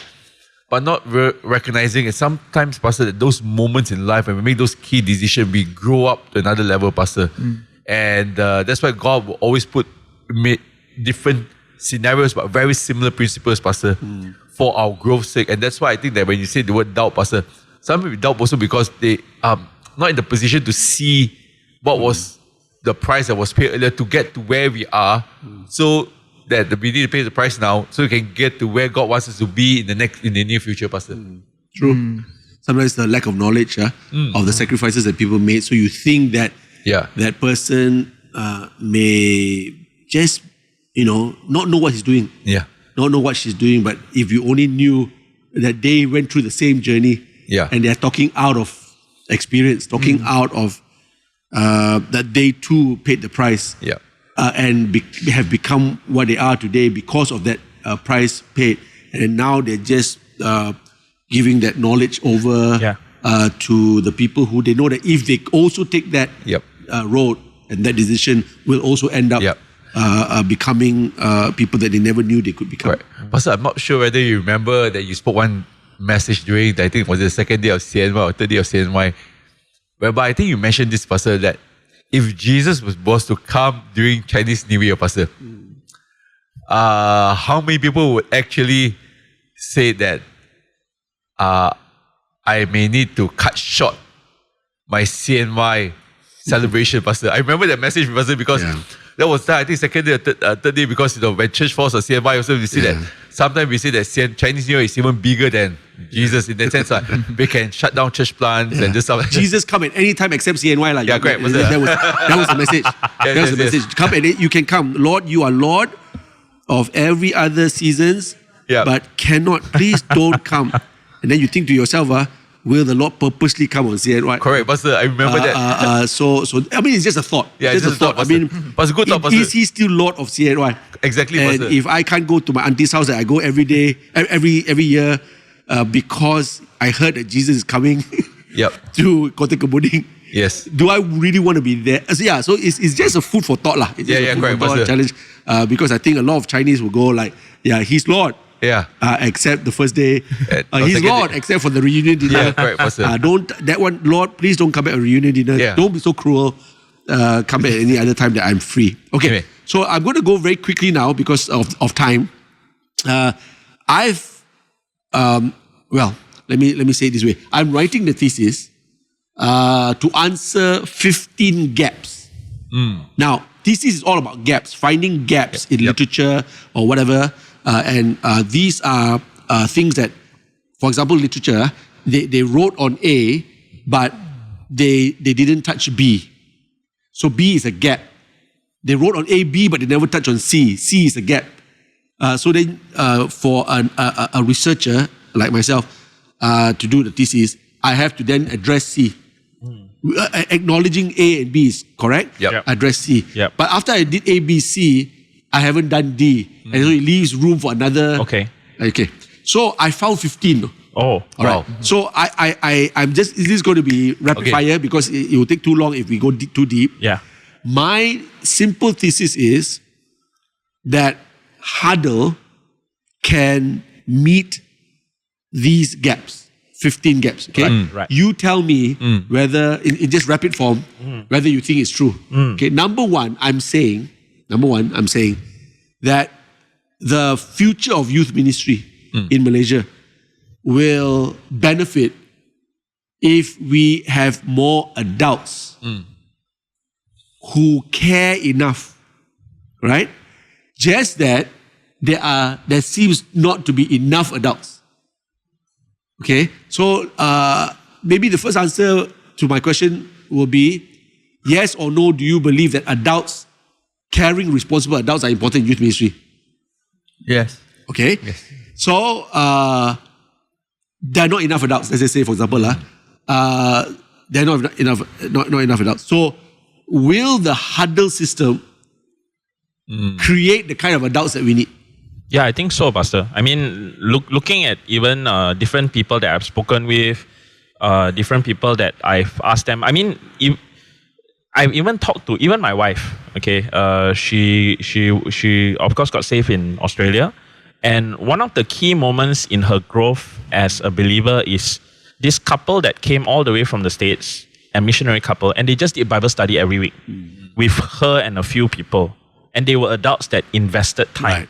You know, so I think that's a form of huddle. So and she grew a lot during those periods. Right. You know, Good. So I would say yes. Fantastic. So basically, if you look at this example right in front of you, I was an adult to Kien Yiak. Yep. Kien Yiak was an adult to Alvin, and Alvin was an adult to Stephen.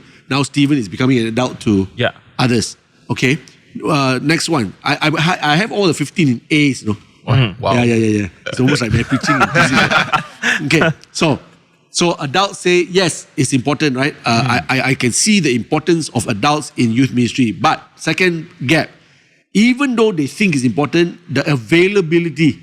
Yes. Right? Yes. I think adults are important, but where are you? Yeah, that's true. Okay? Yep. So how can the Huddle meet this gap? I think having the Huddle, it will create intention. Yeah. It gives a structure to things, because if not, it'll be like, okay, as an adult, I want to invest.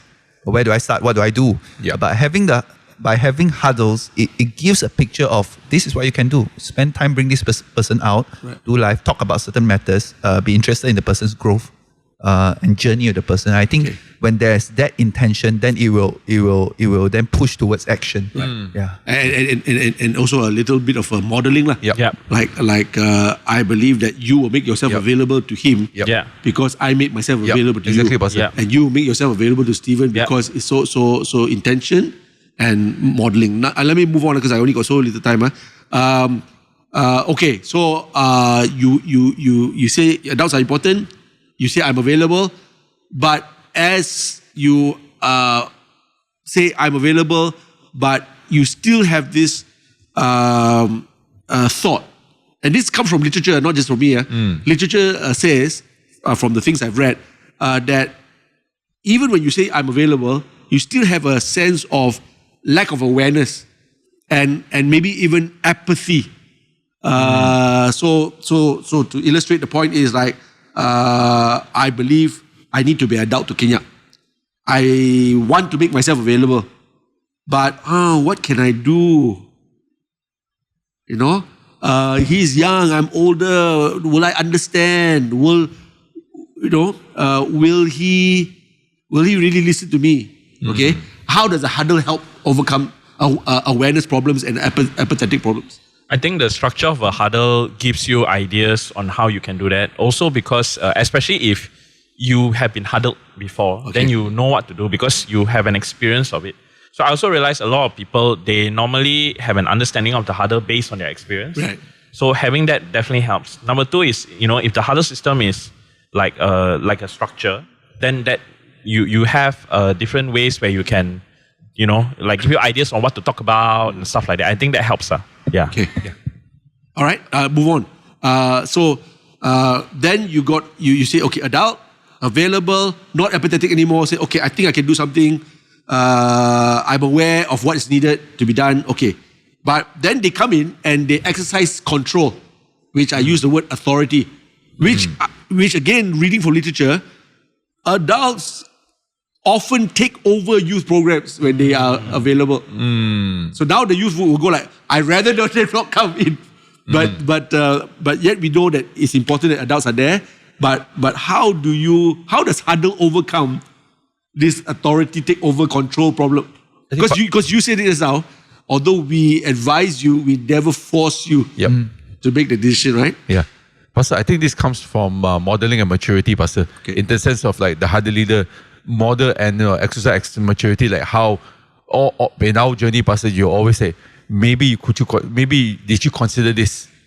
So it's very intentional in the sense that it wasn't a one-off statement, Pastor, but there was consistency in the whole journey of Huddle relationship, Pastor, whereby words of word was used.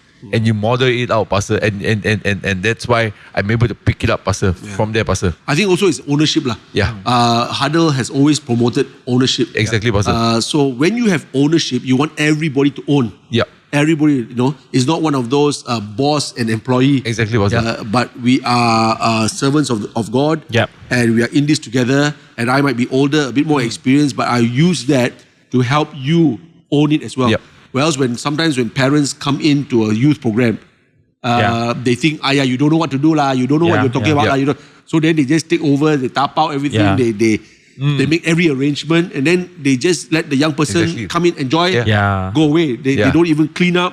Yeah. Because the parent, so basically, that's not the ideal way. And I think so far our Huddle works like that.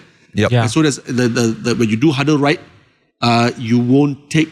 You won't lord it over your people. I think there's a lot of empowerment, Pastor. That's the word I would think about. Okay, empowerment. Yeah. Ownership, empowerment. Next one, ability. So I'm an adult. I make myself available. I think whatever I have, can be used. I will not take control. I will not exercise overly authority over the young people. The next one is ability. Now is more on competency.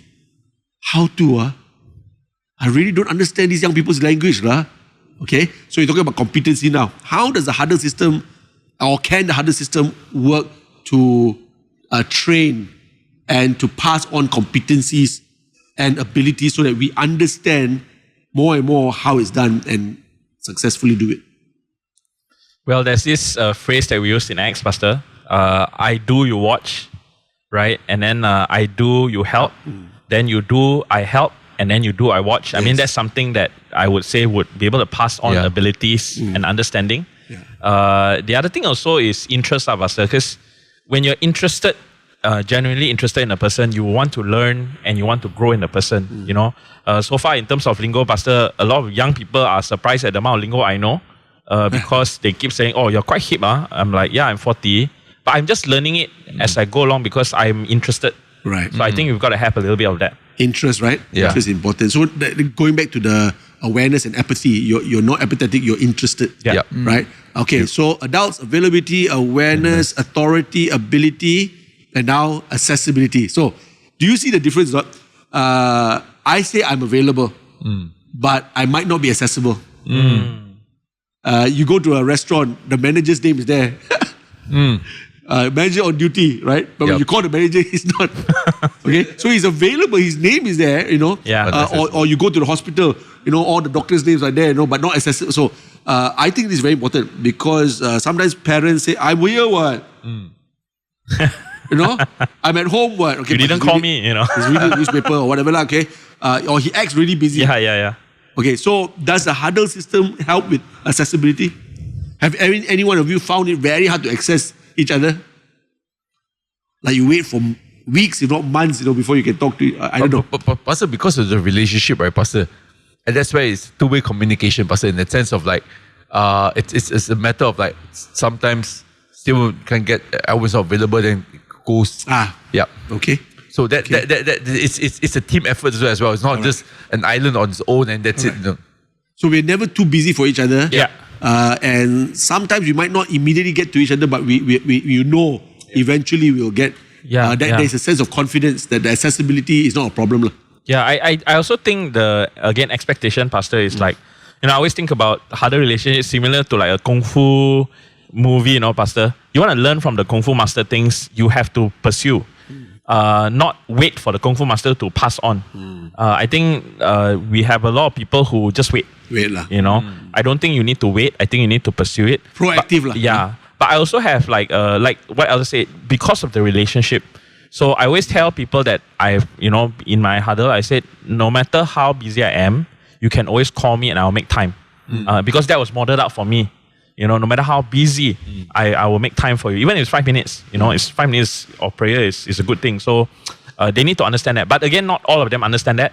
So sometimes they will be like, oh, why didn't you tell me? Oh, because you're too busy. Then I'm like, that's an assumption, So I think a Huddle relationship works to that So benefit. let me just move on now because there's a lot more to go. So there's problem of lack of adults in Malaysia, problem of availability, problem of apathy, problem of too much authority, problem of ability or lack of it, problem of accessibility. Okay. Now let's move on into another group. I think looking at Rakam Muda and the National Service. Okay, Rakam Muda has spent over R1 billion. Wow. But I think none of us in this room can confidently talk about its impact. Not to us personally, and not even to the people that we know. I doubt it. I doubt it would be even 5% of any one of us here in this room that will say, Rakam Muda changed my life. Okay. Or change my nephew's life, or change my niece's life. Okay, so the National Service, even worse, 8.4 billion ringgit. And I haven't heard anyone tell me, or you, I mean, please tell me I'm wrong, if I'm wrong, but I said, I'm missing National Service so much, I'm rooting for it. It's good. I'm going to send my children there. Maybe Stephen, Pastor. Steven, you went National I Service. was in the National Service. And no, I wouldn't go again. Okay, so I think I've done enough casual interviews everywhere. Okay, and that's why they want to reintroduce National Service. They call it National Service 3.0. Wow. Okay. Okay, and it's being really argued and attacked as far as the idea is concerned. Please don't waste any more money. Yeah. And then they even highlighted some of the not so nice things that happened. I didn't know there were rape cases, bullying cases, of course, a lot. Yep. And so on and so forth. Okay, so this is what Malaysia has to offer. Yep. These are our two major, biggest investment into anything to do with youth development. Yep. Right? My problem is this. My problem is often youth programs is just that, programs. Yeah. And activities. So my thesis is written in a way that activities themselves don't change our young people. It is when we focus on attitude transformation. That means you can still use activities, but you must aim. But that is not, even though they say it is, there is no yardstick, there is no measurement. There's no way they can, after a Rakam Muda program is done, they say how many lives will change, how many mindsets will change. There is no reporting back. Maybe it's too much. It's just too much for them. It's too much money. It takes too much. So basically, I'm talking about attitudes. Attitudes, at the end of the day, are key. Even academics is not as big as attitudes. Because I tell you why. Because someone said it before, and I'll say it here. I'll repeat it here. An A in mathematics cannot save your marriage. True. An A in science, physics, chemistry cannot save your son who has special needs. Cannot help him. Not even one single bit. And I can go on. Geography A, history, you cannot. So academics is important. But attitude is finally what will cause success in your life, even without an A. Correct. That's why there's a book out there that says it is the C students who are boss over the A's. Because the A students become the managers and all the C students have to go and survive. So they become entrepreneurs. Then later, after that, they hire A students. It is the C students that hire the A students. I remember someone writing that book. So attitudes. I can see from the nodding of your head, all of you agree that attitudes has got to be the final analysis, the final goal of any development process, especially youth development. Okay, how can the Huddle, or does the Huddle contribute to that? I would say yes, Pastor, because we do life. Yeah. It's not just a program. We're all about attitudes, actually, isn't it? Yeah, it's all about your character building and your growth, and it's all about that. The problem with programs, Pastor, sometimes I feel is that you can do a program that people feel good, but there's no change. You can actually go and tune off because it's a program, and it's just like a 2 hour, 1 hour thing. But when you talk about Huddle, right, it goes deep, you know. We are doing life together, you know. It's a long-term investment. In fact, every story that you guys have shared over the hour has been attitude. Yeah. No one here told me about, I learned to play basketball from, or I learned to, I mean, even though you did, you may have learned some skills. And skills are also important, right? But I think you are more interested to talk about the attitude stories. Yep. Because that's what really not only makes sense, but it makes it worthwhile. Because I can learn skill from anywhere else. Yeah, that's true. And so we're about that. We're about attitudes. Yeah, Pastor, I think that's why the Huddle relationship works, because we can be challenged by books, Pastor. But I mean books, the videos and stuff like that. But when rubber meets the road, Pastor, really at the point in time we want to execute the decision and stuff like that, the struggle, the internal struggle. That's where the Huddle relationship comes into play.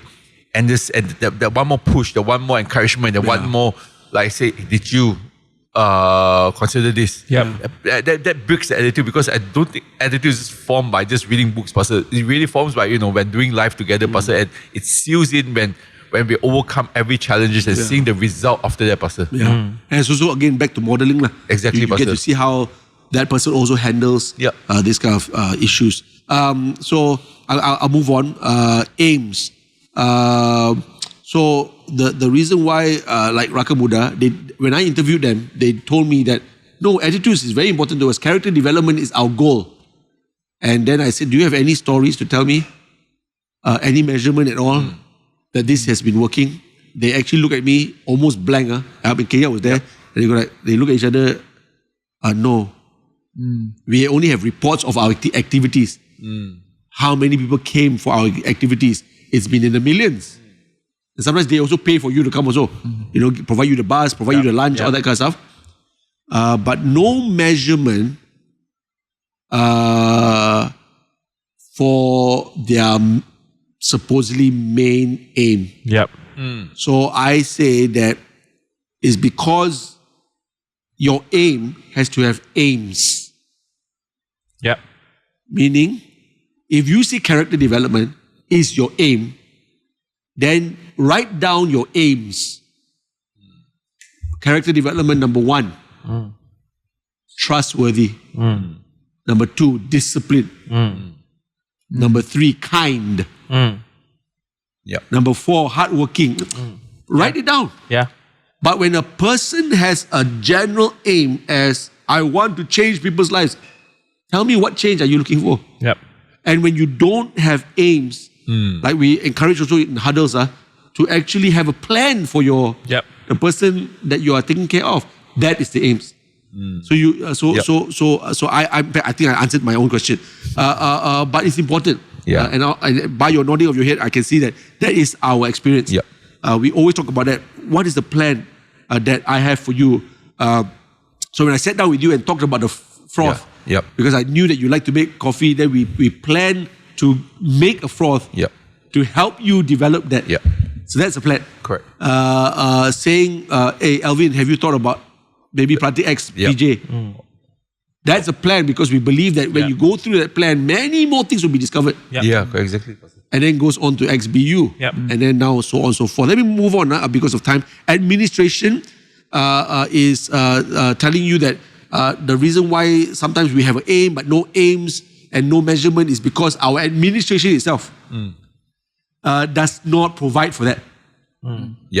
So we don't have it on paper, we don't have it listed down, we don't have it as a measurement. I mean, basically, administration is important. And I find that the Huddle helps with that.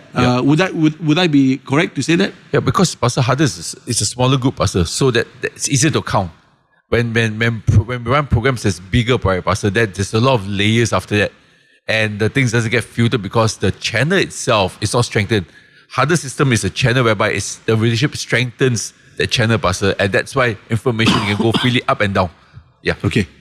I also say it's also like clear, like, it's very clear. You are huddling elders huddling me. I have a few under me. I'm huddling him.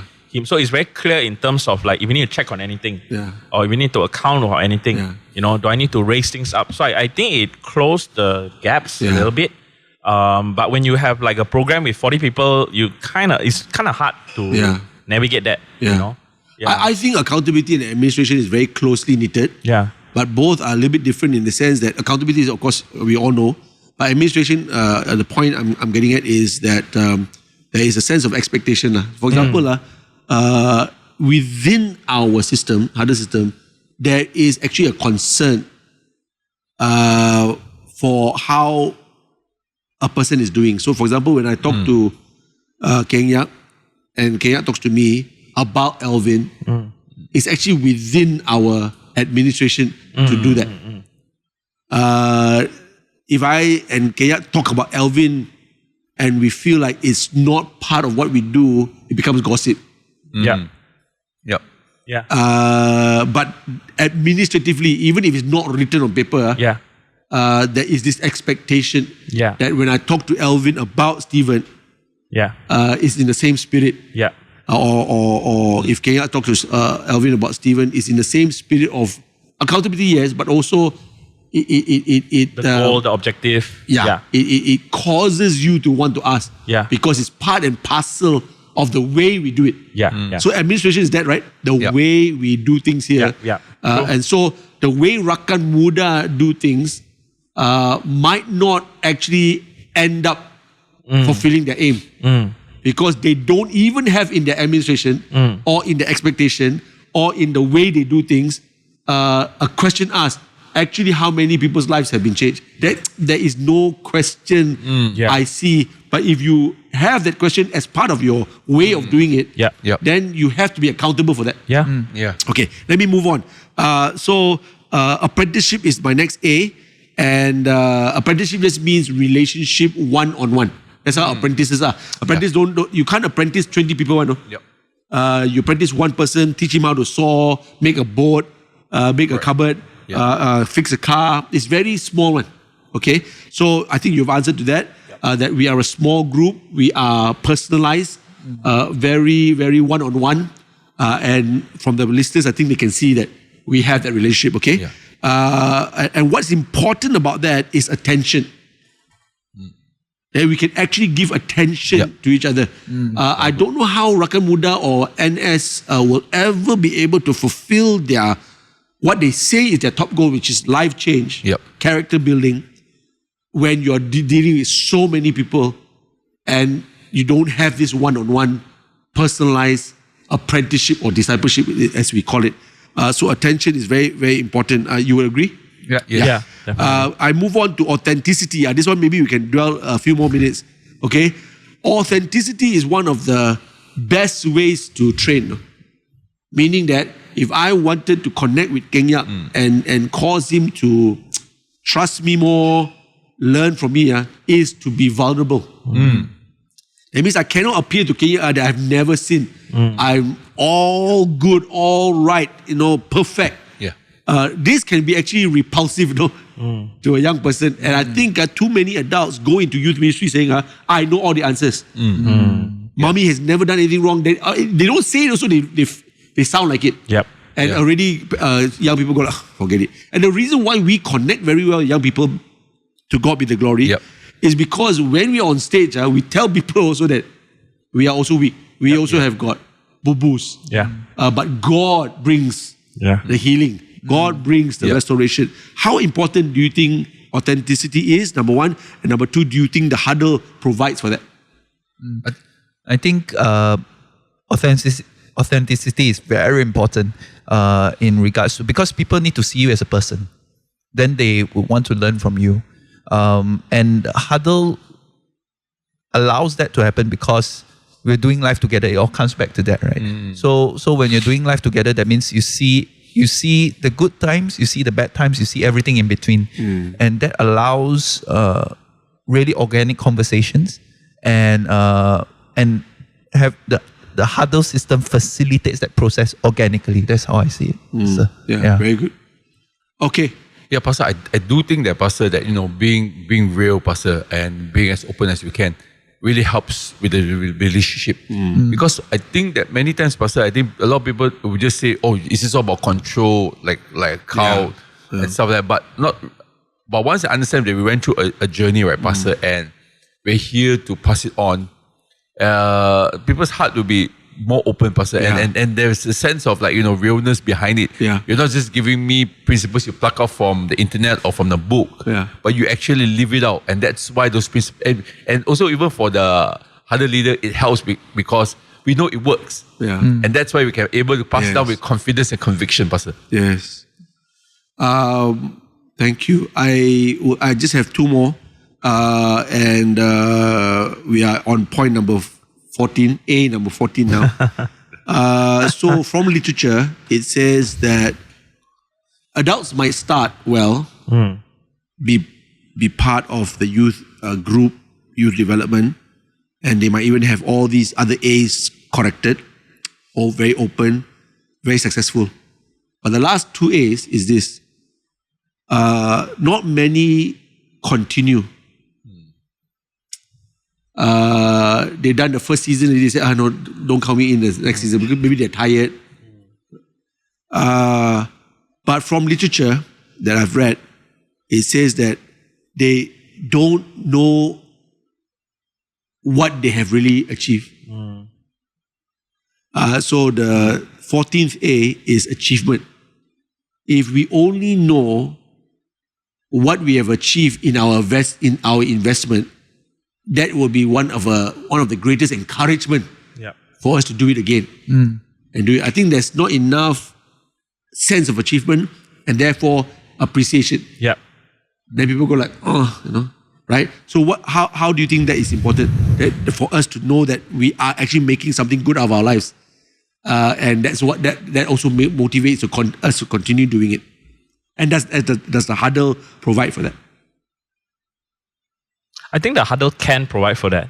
I mean, the word I have is thankfulness, and when we talk about Huddle, we're talking about key character or key values that we practice, and I think one of the things that we practice is thankfulness. So I always try to remind myself to thank, elder, thank you, pastor, thank the leaders, and I hope that will translate to those that are under me to be thankful.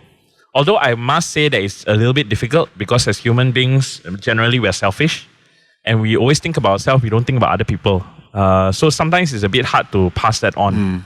But it definitely can, the Huddle system, if we have more focus in thankfulness and gratefulness, then I think yes, the Huddle system can translate that. But I must also be honest to say that, has it been translated even in my own life? Not really lah. But for everyone thank you I get from a young person that really appreciated it, it could keep me running for another 4 years of Pastor. So I think for me that is important. It's rare, but one can last. So every time I'm in the down moment, I'm like, I want to give up already. And then I have someone send the right message at the right time, and I'm like, okay lah, Lord, I will continue, but a bit rare lah. Because I think it's really up. It depends on the Huddle leader, Pastor, the motivation, and because we don't quantify measurement in terms of like dollars and cents, numbers and figures and stuff like profits. But I think what we could see from here is like helping a person, let's say for example, an individual, a youth, overcoming, a hurdle in his life, Pastor, self-belief, from level 1 to level 2 and level 3. Like from one, I don't like public speaking to be able to stand in front of a crowd of 50. Once whereby it's used to be fearful of standing in front of students. The next level is standing in front of teachers. They're helping the youth to consider overcome, Pastor. And that itself, once we understand, Pastor, that some of these, as a Huddle leader, I get a joy really to see people succeed. And really just breaking barriers, from one doubter to believer, Pastor, in that sense. So achievement is important, or at least a sense of achievement. I'm in this, I invested so much, and I do see the results. When someone tells me, Elder Kien Yiak preached his best message last Sunday, I get a lot of joy and pride. and someone says, "Oh, Pastor Alvin did such a good job, with sharing his life, and was such a good message." And similarly with Stephen, that sense of joy is translated to a sense of achievement that you gave these people the chance to speak, and with every speaking engagement, they rose, and you just want to do it more. You say, if I can do it for Kien Yiak, I can do it for someone else. I can do it for Alvin. I can do it, and you get a sense of like, this works. It's like business, lah. You're selling nasi lemak there, and towards the end of the day, you are taking home more than you wanted to take home in terms of your nasi lemak instead of money. But when you see a long line, that's when you want a franchise. No? But if this business is so slow, that's when you want to give up. Because you go like, there's no sense of achievement. Now, finally, it's the word again. And again just means it's still on a topic of continuity. But sometimes you get a very good adult and a very good season.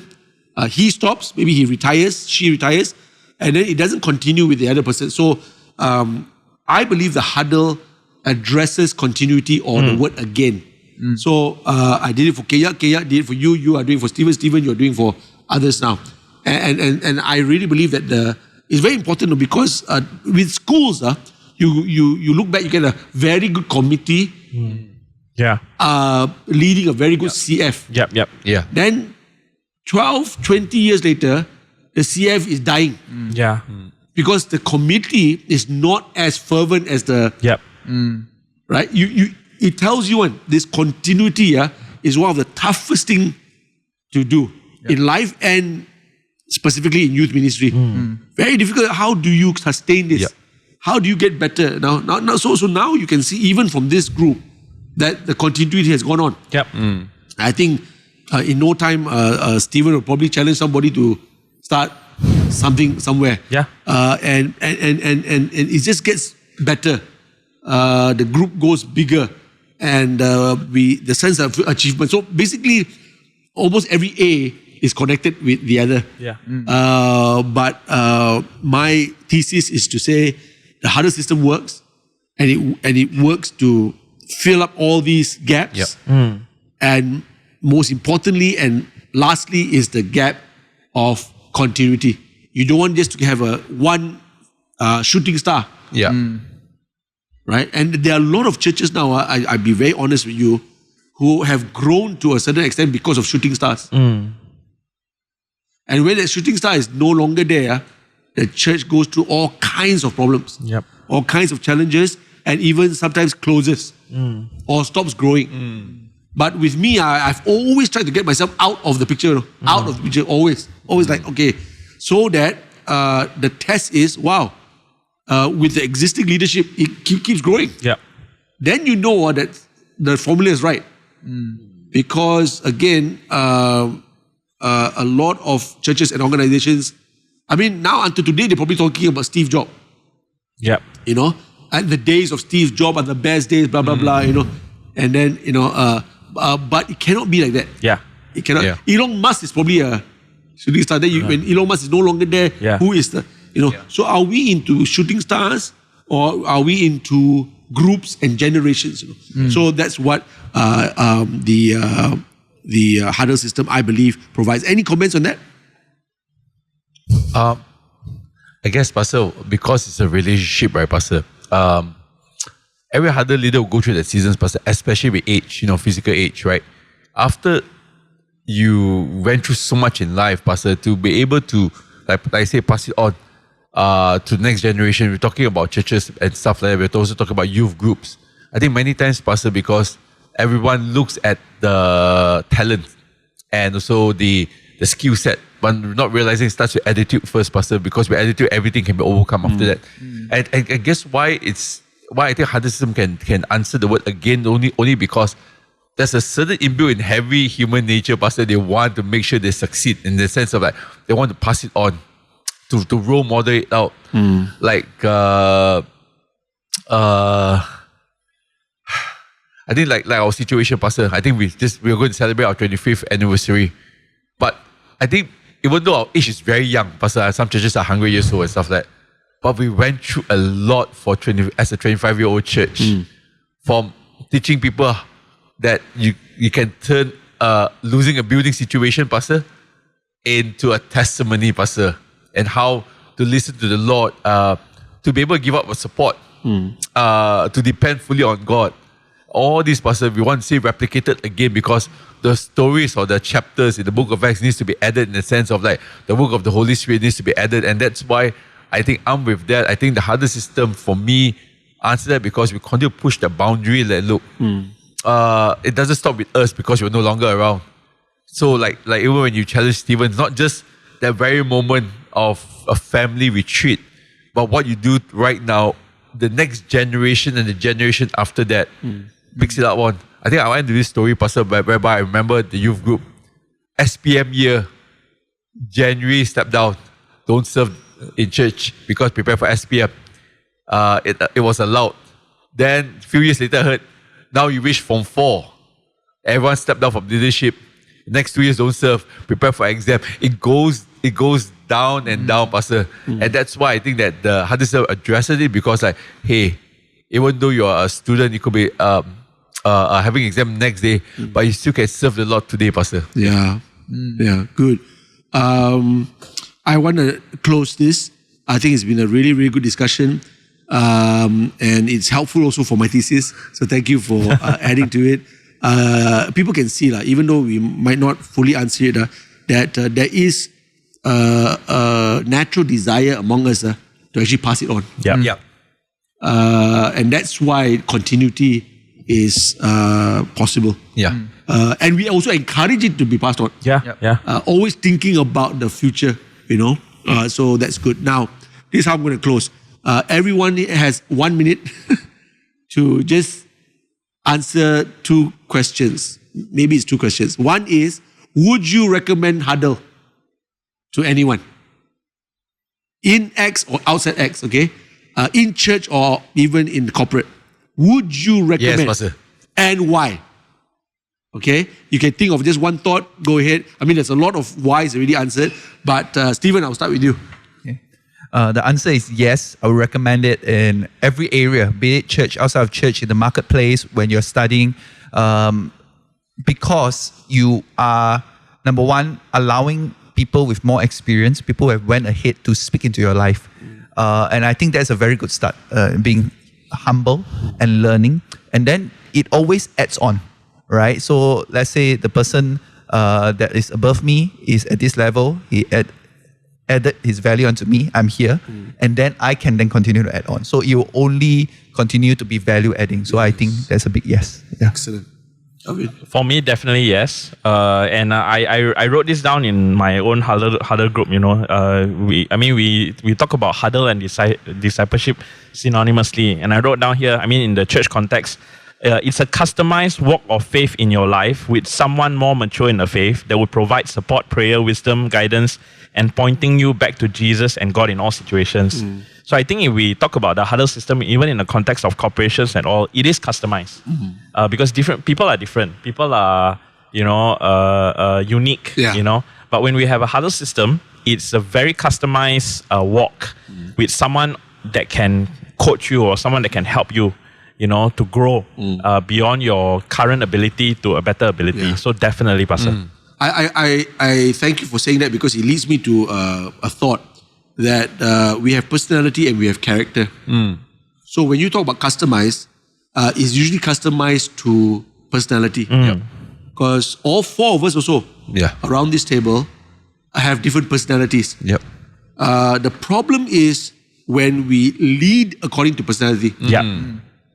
Or make decisions according to personality. So what we want to is not really change the personality of a person. Because sometimes it's very hard to change. If he's a bit sensitive lah. If he's not so sensitive, Kien Yiak personality is like this. He will tell you this way. Your personality is like this. But what we can all be discipled in is character. And that is not customized. Except if you want to use that word, it's customized to Jesus. There's only one character all of us want to have at the end. Exactly. That's true. And that is the Jesus character. And we will find out more and more in the days to come that we are responding or reacting by character, Yeah. not necessarily personality. Yeah. So no one needs to say, but I'm not like that lah, or I'm like that lah. Okay, fine. I agree. I don't even have to change that. Yeah. But you shouldn't be making the decision based on what I like, what I don't. Yeah, like. that's true. Make a That's decision true. based on what Jesus would have done. Yeah. So that's why huddles work, because you see the personality, you work and customize according to personality. Okay, that guy needs a little bit of encouragement now and then. Yeah. Or that guy needs want to be left alone one. Yeah. That guy loves to sleep, that guy loves to play games. Yeah. Personality. But we are not so much interested in that. Yes, even personality can change one, especially if it's not very nice personality and they can become nicer people, more patient. But finally, it's character that we are after, and that will sustain us. Yeah. Okay, now, Kien Yiak, your Pastor, turn. I think quick one would be is that why I recommend it is because, Pastor, we are doing life, meaning to say that even for corporation, right, Pastor, we're also dealing with attitudes at the end of the day. Staff constantly coming late. And that's where the Huddle system, you can't be just addressed publicly in a town hall meeting, okay, guys, don't be late. But when you break it down to a smaller group, why are you late? I got family issues and just stuff like that. And then we can, the Huddle system is really about a small group, Pastor. Yeah. A supporting, so, okay, is there anything we could do? Or is there anything you could do? And that's where they can introduce the different handles like coaching element into the Huddle system. And I think that's why it can work in corporation, churches as well, passing on attitudes, passing on principles of faith, passing on the principles that God has given to another generation, Pastor. Yeah, good.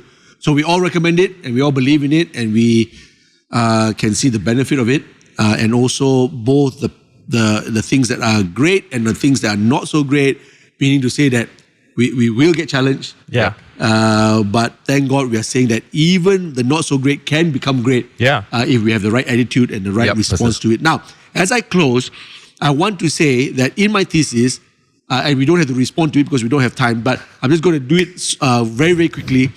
There are weaknesses and limitations to Huddle. And let me tell you what I think they are. I wrote down 7. Number 1, the reason why not everybody buys into it is because number 1 is unfamiliar, uncomfortable. What's this? Yeah. You try Have to to control answer- my life. Have to answer to somebody. Number 2, fear of control. Yes. Especially sensitive topic, Pastor. Yeah. Number 3, fear of commitment.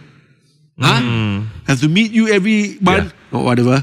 Okay. Have to, talk to you or rather allow you to speak into my life. Okay. Number 4, need for transparency. Ooh, ouch. Yeah. I must tell you about my girlfriend. Must tell you everything. Okay. Number 5, need for accountability. Oh, this word is very alien to a lot of people. Number 6, need to be open to receive. Yeah. Giving the right to the leader to speak into our lives, very painful. Yeah.